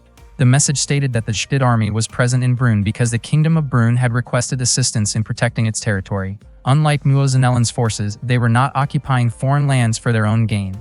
The Juktid army had no interest in cooperating with Curies, and they warned that they would respond if he interfered with them. Curies realized that the War Maiden viewed him as someone who had invaded lands at will. He did not deny the accusation because it was true. Even so, he believed the Shtid forces should not have challenged him. One of Ludmila's subordinates then reported that the enemy army had established positions on 2 hills to the west. Approximately 2,000 soldiers were stationed to the north, and it appeared that they had brought along the hostages captured earlier by the advance forces. Curies declared that he could not ignore a direct challenge from the war-maiden Ludmila. Tigr-Vormund remained confident that he could defeat Curies' army. As the day approached noon and snow began to fall, the Battle of Ormia was about to begin. That day, the Muozanellan forces gathered before Curies. One of Curies' subordinates reported that their army had already been anticipated by the enemy. The opposing force was carrying 4 banners, including the banners of Bayard and Zimitra, a crescent moon banner, and a spear banner. The enemy had also prepared barricades across the hills and trenches. In addition, rows of spearmen had been arranged in a formation that resembled a temporary fortress. As the Muozanellan forces advanced, they were met with volleys of arrows and stones. Fortunately, the enemy's attacks were not particularly accurate. The distant hills were covered in heavy snow, making it difficult to detect any signs of enemy activity. Curies ordered his troops to reclaim the slaves who had escaped and take them into custody once again. He was also curious to see how the War Maiden would demonstrate her battlefield strategy. The Battle of Ormia began as the Muozanellan forces launched their offensive. After discovering the location of the enemy's small fortress, the Muozanellan army immediately surrounded the hill with their 1st through 4th divisions. Meanwhile, the 5th through 7th divisions pursued a group of civilians who appeared to be moving away from the battlefield. However, from a hill the Muozanellan forces had not expected, the Silver Dragon Knights and the Olmutz forces suddenly launched an attack. The Muozanellan soldiers immediately released a volley of arrows, but Ludmila quickly used her power to deflect the incoming projectiles. Standing beside her, Tigr-Vormund swiftly fired 3 arrows at once, each one striking its target with remarkable precision. Ludmila and Tigr-Vormund continued pressing forward, engaging the soldiers ahead of them and opening a path through the battlefield. Gerard was responsible for supplying arrows to Tigr-Vormund. Ludmila asked whether Tigr-Vormund felt afraid. Tigr-Vormund replied that if fear ever overcame him, he would be counting on Ludmila to protect him. Meanwhile, Curies had not expected the enemy army to be hiding on a hill his forces had overlooked. He realized once again that Ludmila's reputation as a master of defensive tactics was well deserved. Rurik ordered his troops to attack the enemies pursuing them. At the same time, one of Curies' subordinates informed him that the group believed to be civilians had suddenly organized themselves and launched a coordinated counterattack. Curies merely wondered whether the god of war would favor the hunt for dragons and noble steeds, or whether the battlefield would bring unexpected challenges. The 2,000 civilians Curies had intended to capture were actually Silver Dragon and Olmutz soldiers in disguise. Following the preparations made by the group led by Tigr-Vormund, they launched an attack on Muozanellan's 5th Division. The real civilians, meanwhile, were safely sheltering within the fortress atop the hill. The previous night, the civilians had asked Tigr-Vormund what he wanted from them, since they believed they had already lost everything. Tigr-Vormund hoped they would first listen to his plan, as it was something he wished to do in order to protect even more people. Suddenly, one of the civilians declared that he would follow Tigr-Vormund. He understood that the civilians could not fight. If they recklessly challenged the enemy on their own, they would stand little chance of survival. However, by following Tigr-Vormund's commands, they would at least have hope. Tigr-Vormund promised that he would protect them all with every effort he could make. Before long, Muozanellan's 5th Division was completely defeated by Tigr-Vormund and his forces. They then moved on to attack the 6th Division. Upon learning this, Curies ordered the 1st through 3rd Divisions to tighten their encirclement around the hill, while the 4th Division was pulled back to strengthen the defensive line. Curies intended to keep surrounding the enemy, forcing them to fight until exhaustion gradually wore them down. Ludmila and Tigr-Vormund then charged toward Muozanellan's 7th Division, where Curies himself was stationed. The Silver Dragon Knights and the Olmutz forces advanced toward the 7th Division with the goal of preventing the enemy from retreating. At that moment, Muozanellan's 6th Division changed direction and moved back to intercept them. Seeing the situation unfold, Tigr-Vormund called for supporting forces to create an opening that would give him a clear opportunity to take aim. Unfortunately, the available reinforcements had already reached their limit. The 6th Division continued closing in on the forces led by Tigr-Vormund and Ludmila. Ludmila regretted the situation deeply, as victory had seemed only a single step away. Curies simply laughed and acknowledged Ludmila's impressive abilities. He admitted that he had never expected Tigr-Vormund and Ludmila to advance so aggressively toward his position. Had they managed to push forward just a little farther, Curies believed his situation could have become extremely dangerous. Curies then ordered the 6th and 7th Divisions to spread out and surround the Silver Dragon forces. He also instructed them to increase their distance from the fighting until they were positioned far beyond the effective range of Tigr-Vormund's arrows. Curies had not expected Tigr Vormund to boldly bring Jiktid's forces and a war maiden to pressure him in battle. Even so, Curies remained confident that his army could hold its ground against them. At that moment, Tigr Vormund had run out of arrows, and Gerard provided him with more. Seeing that the enemy forces seemed endless, Tigr Vormund asked Ludmila to fall back. However, Ludmila refused because she still carried her own pride, as well as the pride of her mother and grandmother. She also wanted to uphold the honor of the war maidens who had once ruled Lavias. Tigr Vormund replied that if Ludmila had her pride, then he had his determination, a determination given to him by his father and by the people around him. Because of that, he would continue fighting no matter what. Ludmila then asked Tigr Vormund to fight alongside her, promising that she would protect him from behind. Before long, a group of reinforcements arrived. They were knights who had come from the north. Their leader was searching for Tigr Vormund. His name was Emiele. Emiele had arrived in the name of Mashas, bringing 1,500 knights from Perch. He requested permission to join the battle under Tigr Vormund's command. Not long afterward, Shai also arrived with 1,500 knights from Lutece. He had come under Hugh's orders, and both Shai and his troops were willing to serve under Tigr Vormund's command. In addition, Auguste of the Calvados Knights arrived with 2,000 of his own men and declared that they would fight alongside Tigr Vormund. Tigr Vormund was surprised that Auguste had come to support him. Soon after, Emiele's and Auguste's forces moved quickly to eliminate the remaining Muozinellan soldiers still standing on the battlefield. Auguste asked whether Tigr Vormund still remembered him. Auguste had once served the Vorn family. He admitted that he had felt helpless because there had been little he could do, but Roland and Olivier of Navarre had sent him letters about Tigr Vormund. Tigr Vormund was surprised to learn that Roland had been the one who informed Auguste about him. In his letter, Roland wrote that Tigr Vormund was fighting for Brune and his people. Simply reading those words had made Auguste want to help him, and later Mashas personally spoke to him about the matter as well. Auguste said that Tigr Vormund had grown into a true man, just like his late father Urs. After saying that, Auguste immediately returned to the battlefield. Ludmila admitted that she felt relieved to see the reinforcements arrive. She then asked whether Tigr Vormund intended to withdraw for the time being. Tigr Vormund refused, saying that he was still capable of drawing his bow. Not long afterward, Gerard brought him another supply of arrows. Meanwhile, news that 5,000 knights had arrived to support Tigr Vormund reached Curies. His subordinates began to grow anxious, but Curies remained calm. He was confident that his 4th army would defeat the enemy reinforcements. He ordered the 6th army to remain focused on the battle at hand. The fighting continued to intensify. Curies still could not understand how Tigr Vormund had managed to gather such powerful reinforcements. At that time, Tigr Vormund and Ludmila continued fighting on the front lines. Curies believed that Tigr Vormund and his forces would eventually become exhausted. Once that happened, the Muozinellan army would be able to overwhelm them along with the knights supporting them. Before long, another force of 3,000 soldiers appeared and began approaching the battlefield. The 6th army was soon caught off guard by the new arrivals, and it seemed that the enemy forces had begun to seize the momentum of the battle.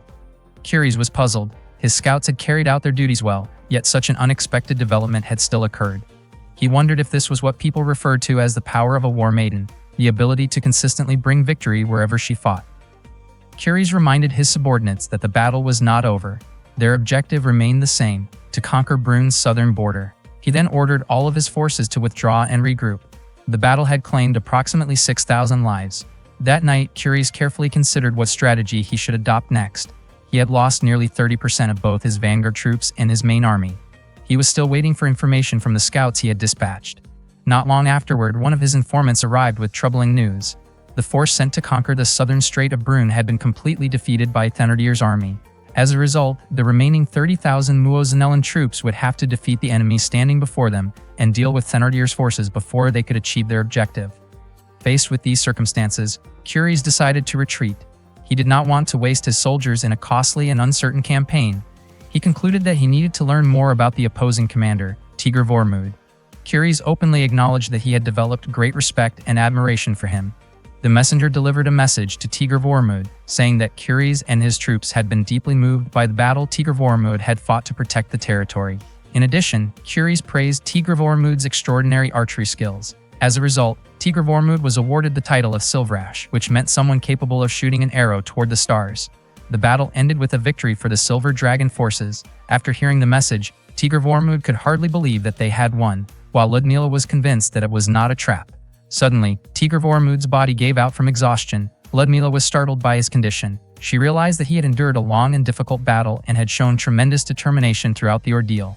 Ludmila remarked on how remarkable Tigr Vormud was. She stayed close to him as he rested, and before long, both of them fell asleep. Not long afterward, Gerard came to Tigr Vormud's tent to discuss their next plan. However, he found Tigr Vormud and Ludmila resting peacefully inside the tent. Gerard simply smiled and quietly left. The following morning, Ludmila woke up after hearing someone approaching the tent. Suddenly, Eleonora arrived and called out to Tigr Vormud, but she was surprised to find Ludmila resting beside him. Shortly afterward, Limelisha also arrived at the tent.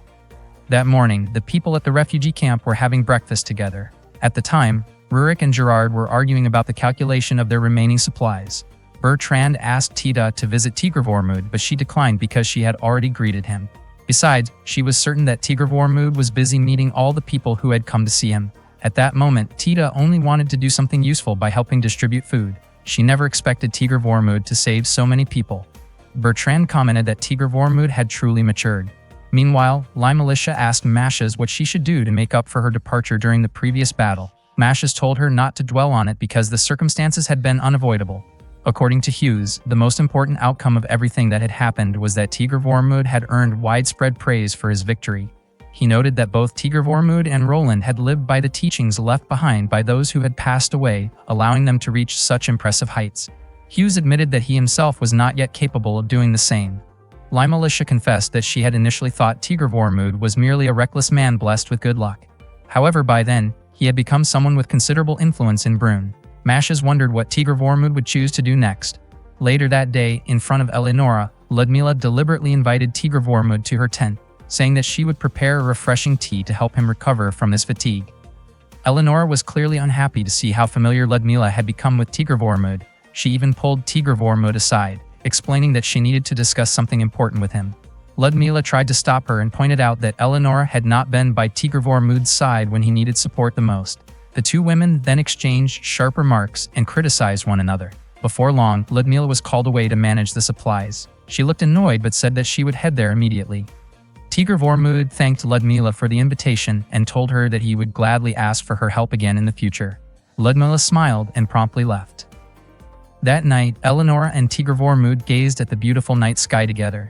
Eleonora wondered why Tigr Vormud had been so easily affected by Ludmila's playful charm, to the point that he seemed completely distracted. She pointed out that Ludmila had stood beside Tigr Vormud and fought against Muozinelen. Eleonora admitted that Tigr Vormud was a man who continually impressed her. Tigr Vormud apologized for the many soldiers from Eleonora's army who had fallen during the battle. Eleonora smiled and invited him to lie down beside her as they looked up at the night sky. She gently held Tigr Vormud's hand and asked whether he regretted any of the battles he had fought up to that moment. Eleonora then suggested that they offer a prayer for those who had lost their lives. Tigr Vormud agreed, and Eleonora thanked him. Their eyes met as they sat together, their hands still joined. The atmosphere that night was warm, heartfelt, and filled with a quiet sense of affection. The camp itself was peaceful and silent, as everyone had already retired to their tents for the night.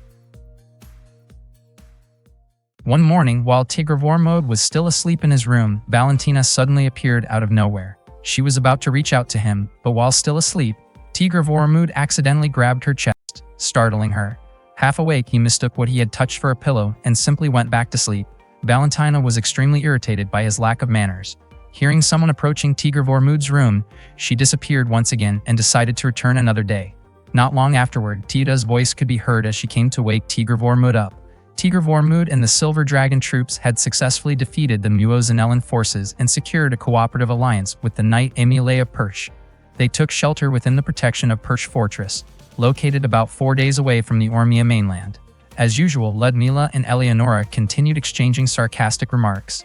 Ludmila commented that Eleonora should never have returned from Jiktid. Eleonora said she appreciated the concern, but she had complete confidence in the strength of her subordinates. She teased Ludmila by suggesting that perhaps Ludmila was the one who missed her homeland. Ludmila replied that such concern was rather generous coming from someone who had not been present when the battle reached its most critical point. Eleonora acknowledged that and thanked Ludmila for arriving at the right moment. However, since she had already returned, she jokingly claimed that Ludmila's role was finished and suggested that Ludmila head back to Olmutz. Ludmila revealed that Jiktid had assigned her to monitor Eleonora's actions. Besides that, Tigr Vormud still owed her a debt. Hearing that only made Eleonora even more annoyed. That morning, Tigr Vormud could be seen moving his fingers while trying to remember what he had touched earlier. Limelisha found his behavior rather strange. Mashas assumed Tigr Vormud was simply exhausted. According to Mashas, the more victories a person achieved, the more responsibilities followed, especially for someone leading an army. Tigr Vormud asked why they were holding a meeting so early in the morning. Mashas explained that they needed to discuss a matter concerning His Highness the Prince. Tigr Vormud was confused and pointed out that the prince had supposedly died during the battle on the Dinant mainland. Mashas replied that among the refugees there was someone who looked remarkably similar to the prince, and he wondered whether Tigr Vormud knew that person's identity.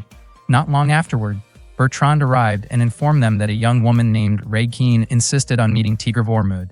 As soon as Regine entered the room, Mashas was stunned because her face closely resembled that of His Highness the Prince. Regine explained that she wanted to discuss something important with Tigr Vormud. He invited her to speak freely in front of everyone present. Regine revealed that she had lived under the name Regnes, or more precisely, Regnes Estelle War Bastien de Charles. Everyone in the room was shocked. La Militia immediately asked whether Regine had any proof to support her claim. Regine then asked Tigr Vormud whether he remembered an incident in Vincennes 6 years earlier. At that time, the prince had slipped away from a hunting tournament and happened to meet Tigr Vormud, who had also left the event. Tigr Vormud had managed to catch some game, and the two of them shared the meal together. It had been the first time the prince tasted freshly grilled meat. Hearing those details, Tigr Vormud remembered the event clearly. He asked whether Regine truly was the prince. The revelation shocked Mashas so much that he briefly lost consciousness.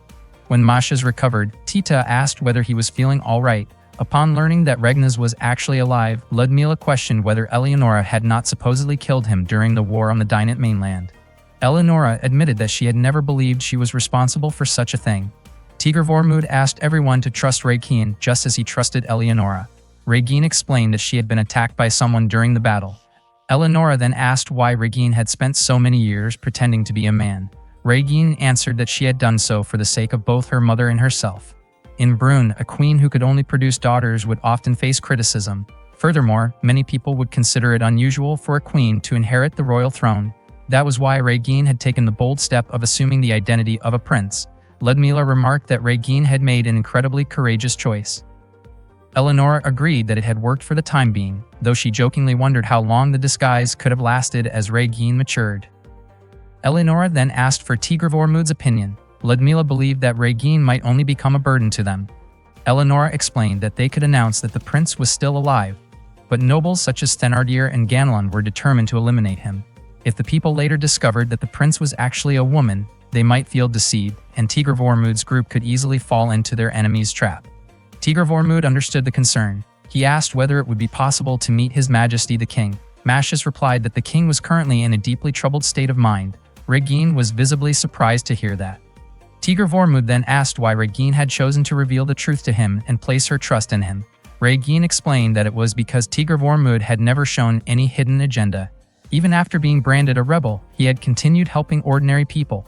He had also treated Regine kindly and fulfilled one of her personal requests. Curious, Eleonora asked what kind of request Regine meant. Blushing, Regine explained that some time ago she had asked Tigr Vormud to help her while she was feeling unwell and needed assistance. She had made that request after they shared dinner together in a tent. Eleonora was surprised that Regine had trusted someone she barely knew to such an extent. She commented that placing such trust in another person could have led to serious problems if that trust had been misplaced. Eleonora asked whether Regine intended to leave without addressing the matter. Regine realized that she had been acting cowardly, but at that moment, she could not think of any other option. Tigr Vormud then asked whether she could prove that she truly was the noble prince of Brune. In response, Regine brought up Lutetia, the capital of Artesium. Beneath it was a locked door that could only be opened by members of the royal family, a fact that was also known to Pierre, the prime minister. After hearing that, Tigr Vormud immediately decided to take Regine to Artesium. Meanwhile, Felix Aaron was preparing the dragons to defeat Tigr Vormud and the War Maidens. The chains attached to the dragons were designed to allow them to neutralize the powers of the War Maidens. Elsewhere, Maximilien Benusa of Ganelon was considering how to deal with the current situation. He knew about Thénardier's dragons, which had thrown his soldiers into disarray. In addition, the Black Bough had been discovered. Roland, the wielder of Durandal, had lost his life and the king's condition was steadily improving. He had also learned that Tigr Vormud was heading to Artesium to verify Regine's claim. Maximilien Benusa was convinced that Felix Aaron would attempt to stop Tigr Vormud. He planned to prepare a final surprise for whoever arrived in Artesium first, and he intended to arrange it from beneath the city.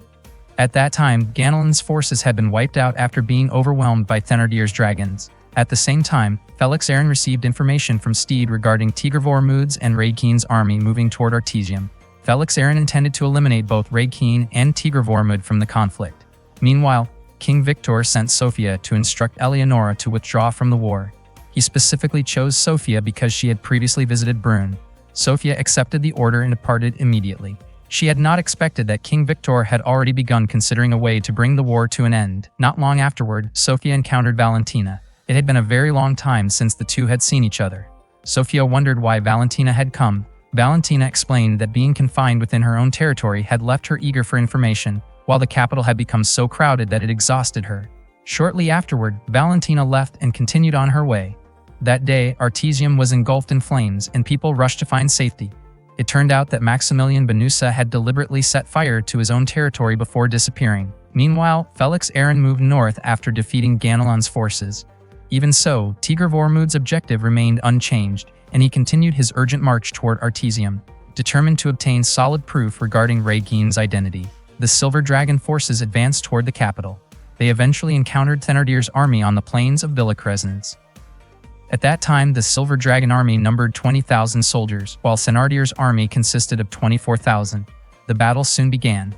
As the two main forces clashed, Eleonora and Ludmila worked together to strike Thénardier's left flank and move closer to the dragons. Eleonora used the power of Ley Admos, while Ludmila unleashed Cielo Zincafa. Those abilities were intended to freeze and shatter the dragons, but unfortunately the attacks seemed ineffective. From a distance, Felix Aaron carefully observed the battle. While the two war maidens were occupied with the dragons, he planned to seize the opportunity to surround Tigr Vormud and Raid Keen with 6,000 soldiers. Eleonora leaped into the air and attacked a dragon using the power of Ley Admos, but the strike once again had little effect. She then drew her arrow full, yet the dragon's scales were so tough that the weapon could not break through them. Next, Ludmila used Cielo Zamkafa in an attempt to freeze the dragon, but her attack could not penetrate the creature's protective barrier. The dragon then unleashed a stream of fire toward Ludmila. Reacting quickly, Eleonora pulled her companion away from danger. As a result, Eleonora suffered burns on her back, and Ludmila immediately used her powers to cool the injury. The dragon launched another burst of fire toward them. Fortunately, Ludmila quickly created a wall of ice that shielded them from harm. Meanwhile, Tigr Vormud encouraged his soldiers to continue standing firm against the enemy before them. He repeatedly fired arrows toward opposing forces, while Rurik struggled to defend himself against enemy attacks. When the sun reached its highest point, both armies agreed to pause and temporarily withdraw from the battlefield. Tigr Vormud then held a meeting with his allies. Eleonora explained that the chains attached to the dragons had likely been created to neutralize the dragonic magic used by the War Maidens. Just as Roland's Durandal possessed special properties, she believed that there must be a type of steel in the world capable of resisting dragon magic. Although the dragons could repel dragonic spells and were formidable opponents, Eleonora insisted that they were not enemies beyond the abilities of herself and Ludmila. Because of that, Eleonora and Ludmila resolved to continue confronting the dragons, while Tigr Vormud focused on dealing with Thénardier's army. Tigr Vormud's face showed clear concern, but Ludmila reassured him that there was no need to worry about the two of them. She firmly believed that dragons could be overcome by war maidens such as herself and Eleonora. Afterward, both women quickly returned to the battlefield. Limelisha then reported the current situation to Tigr Vormud. Meanwhile, Steed had doubts about the enemy's main force, noticing that many of them were not fully equipped in uniform. He also told Felix Aaron that the Silver Dragon army's main force appeared to be nothing more than a decoy because he was convinced that the Silver Dragon troops would not simply run out of weapons. It seemed that the Silver Dragon army intended to engage in close-range combat, which would create more distance between the battlefield and the dragons. Felix Aaron instructed his troops to stay with the original plan. Soon after, the battle resumed. Tigr Vormud ordered the Silver Dragon army's main force to withdraw. Following that, Eleonora and Ludmila prepared to move forward and confront the dragons.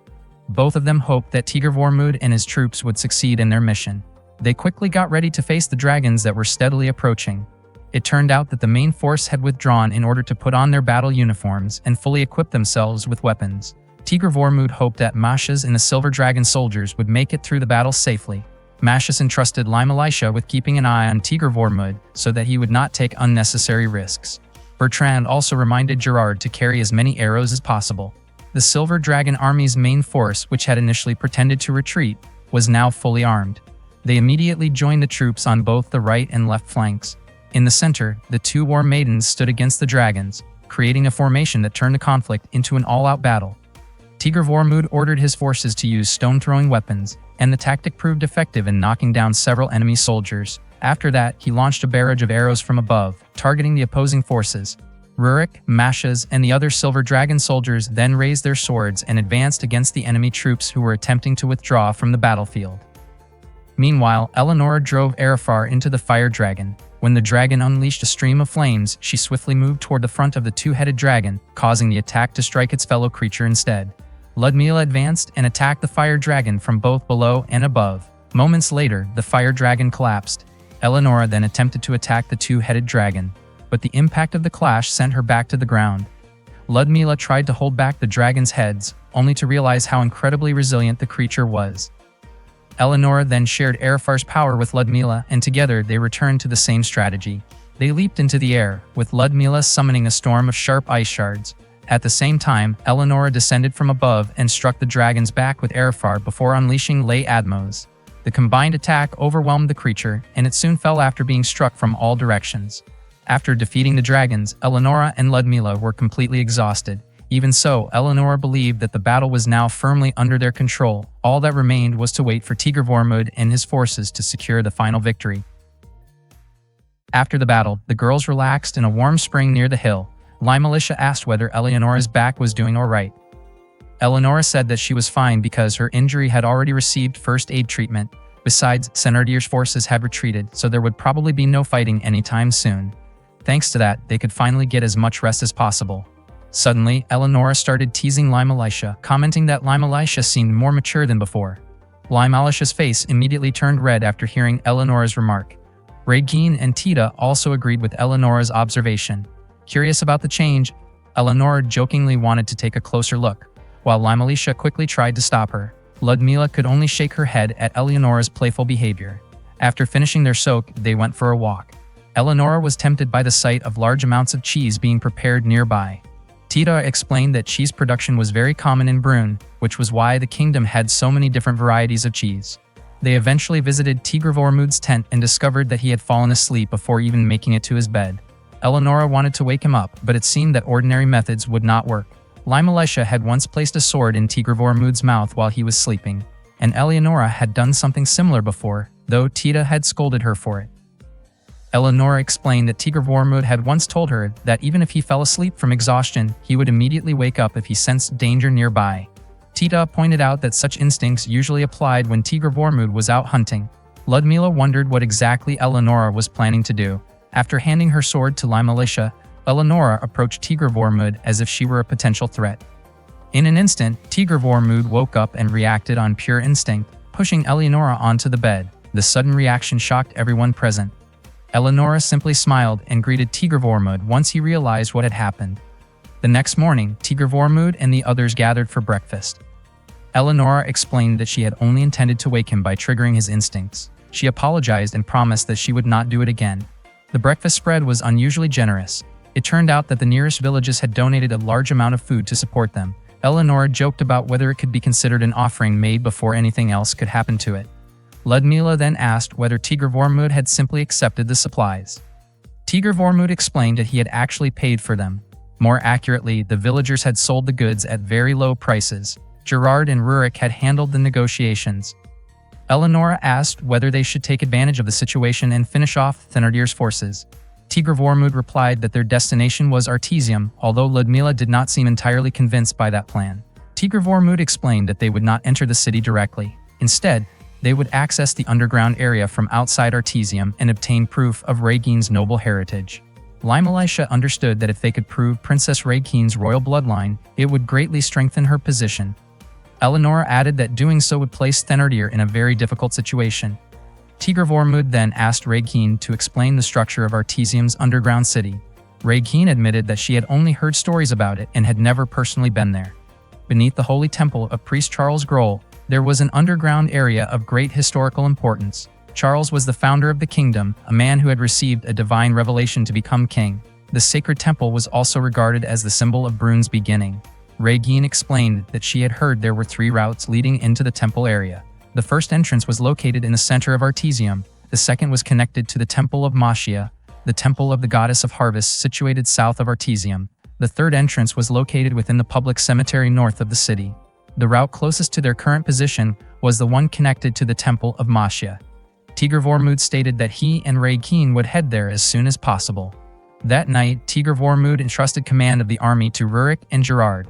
Not long afterward, Bertrand said that he wanted to accompany Tigr Vormud. Tigr Vormud asked whether yesterday's battle had not left Bertrand exhausted. Bertrand replied that he would be fine. He then mentioned that once the conflict was over, Tigr Vormud would be traveling to Jiktid. Bertrand admitted that he was getting old and wanted to remain by Tigr Vormud's side. He understood that his body was no longer as strong as it once had been, but he still wished to accompany Tigr Vormud whenever possible. Tigr Vormud agreed but warned him that if the situation became dangerous, he should retreat immediately. Bertrand laughed and went off to prepare. Eleonora remarked that besides having a princess to look after, they now also had an elderly companion joining the journey. She then stated that she wanted to accompany Tigr Vormud to Artesium as well, since her own future was also tied to the outcome of the mission. She even asked whether there was any reason she should not be allowed to go with him. Limalicia reminded Eleonora to remember her position and responsibilities. Ludmila added that a war maiden like Eleonora should be more mindful of the bigger picture. Eleonora replied that in a critical situation like this, it was important to understand what obstacles might stand in their way. She described it as facing the challenge together. Tigr Vormud responded that if the situation took a turn for the worse, his highest priority would be ensuring Eleonora's safety, followed by the safety of Princess Raykeen. That afternoon, they all headed together to the Temple of Mashias. It was a small temple that contained a passage leading underground. Together, they opened the hidden corridor and made their way inside. The temperature below ground felt noticeably cold, and Tigr Vormud remarked that it resembled an escape route. Raykeen explained that before Brünn was established, Artesium had been a fortress built to oversee and manage the surrounding region. Not long afterward, they came across a mural depicting a conflict between the gods and the dragons. In ancient mythology, dragons were said to be the only beings capable of challenging the gods. Eleonora added that the founders of Jiktid were believed to be incarnations of dragons. Raykeen explained that the gods and dragons had not been in constant conflict and had also pursued peaceful relations. According to legend, 3 towers of the gods had been built for the dragons. If they had already found that mural, then the sacred temple could not be far away. Suddenly, they encountered Felix Aaron and a group of Thenardier soldiers. Felix Aaron was surprised to discover that Raykeen, the Prince of Regnaz, was still alive. Raykeen was equally shocked and wondered why Felix Aaron was there and how much he knew. Felix Aaron stated that there was little point in explaining anything further. Eleonora and Tigr Vormud immediately asked Raykeen to step back, and Bertrand quickly escorted him away. Tigr Vormud released an arrow, but a Thenardier soldier easily deflected it. The two groups soon clashed, while Felix Aaron observed from a distance. He then ordered Steed to move forward. Eleonora instructed Rurik to hold back the opposing forces because she intended to face Felix Aaron herself. Eleonora rushed toward Felix Aaron and swung her sword. Felix Aaron swiftly met her attack, and the two exchanged blows for several moments. Eventually, Eleonora was forced backward by the sheer strength behind Felix Aaron's strikes. At the same time, Rurik worked tirelessly to hold off the Thenardier soldiers who continued to approach him. Just as he found himself in a difficult position, Tigr Vormud came to his aid by sending an arrow toward the advancing enemy. Steed then entered the battle. Rurik immediately greeted him with a sword strike, but Steed proved to be an exceptionally formidable opponent. Tigr Vormud fired another arrow, yet Steed successfully diverted it. Steed praised Tigr Vormud's remarkable skill. Even with allies obstructing the arrow's path, minimal lighting, a low ceiling, and opponents positioned at an advantage, Tigr Vormud had still managed to aim accurately at Steed's head. Steed was no longer surprised that Tigr Vormud's title of Silverash was well-deserved. Steed told the Silver Dragon soldiers standing in his way to move aside, explaining that his only targets were Raykeen and Tigr Vormud. Rurik responded that if they all stepped aside, they could no longer call themselves knights. Meanwhile, Felix Aaron complimented Eleonora for being able to match his strength despite not yet being 20 years old. Eleonora responded by questioning why someone of Felix Aaron's age was still spending time in such a place. Felix Aaron replied that this very location was the reason he could secure victory. Felix Aaron raised his sword once again, forcing Eleonora to lose her footing. The two resumed their intense duel, and Felix Aaron's strength proved impossible to underestimate, pushing Eleonora back repeatedly. Before long, the ceiling of the underground passage began to crumble. The soldiers grew alarmed as the structure started to give way. Eleonora quickly moved to a safer area. Felix Aaron ordered his men to withdraw immediately, but Steed continued advancing toward Eleonora. Tigr Vormud instructed Rurik to continue protecting Her Highness Raykeen. Bertrand urged Tigr Vormud to return at once. At that moment, Eleonora ran toward Tigr Vormud and immediately understood what he was planning to do next. Tigr Vormud then fired an arrow at Steed, but Steed easily deflected it. He immediately moved in to attack Tigr Vormud and declared that Tigr Vormud's life would end there. Seeing that Tigr Vormud was in danger, Eleonora quickly turned around. Bertrand rushed toward Tigr Vormud. Just as Steed swung his sword at him, Bertrand suddenly stepped in. Eleonora cried out in panic as she called Tigr Vormud's name. At that very moment, massive rocks began collapsing from the ceiling after the incident. A short while later, Tigr Vormud opened his eyes and saw Steed's lifeless body lying in front of him. Steed had been buried beneath the falling debris from the underground chamber's ceiling. Tigr Vormud immediately began searching for Bertrand. Not far away, he found Bertrand lying weakly on the ground and continued calling out to him. Bertrand was still able to respond, which brought Tigr Vormud a sense of relief. However, Bertrand had suffered a severe wound to his back from Steed's sword. The injury had occurred when Bertrand stepped in to protect Tigr Vormud from Steed's attack. Bertrand was happy to see that Tigr Vormud was safe. Tigr Vormud told him that he had survived because of Bertrand's help. He then held Bertrand's hand tightly. Feeling the warmth of Tigr Vormud's hand, Bertrand became even more certain that Tigr Vormud was unharmed. Bertrand admitted that he had already accepted the end of his journey. Tigr Vormud asked whether Bertrand would not be returning to Alsace as he had previously planned. Bertrand replied that spring would soon arrive and the plains of Alsace would surely become green once again. Tigr Vormud hoped that Bertrand could continue holding on. Suddenly, Bertrand called out Urza's name. He said that Urza's son had grown into an exceptional man who continued fighting to protect Alsace and preserve its peace. Bertrand confessed that he was proud of Tigr Vormud. For a moment, Bertrand remembered the days when Tigr Vormud was still a child.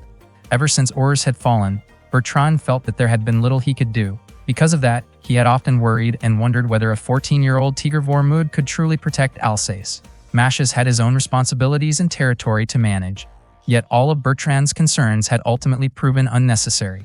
Bertrand said that Tigr Vormud had surpassed every image of a great man he had ever imagined. He admitted that he felt deeply ashamed of his own doubts.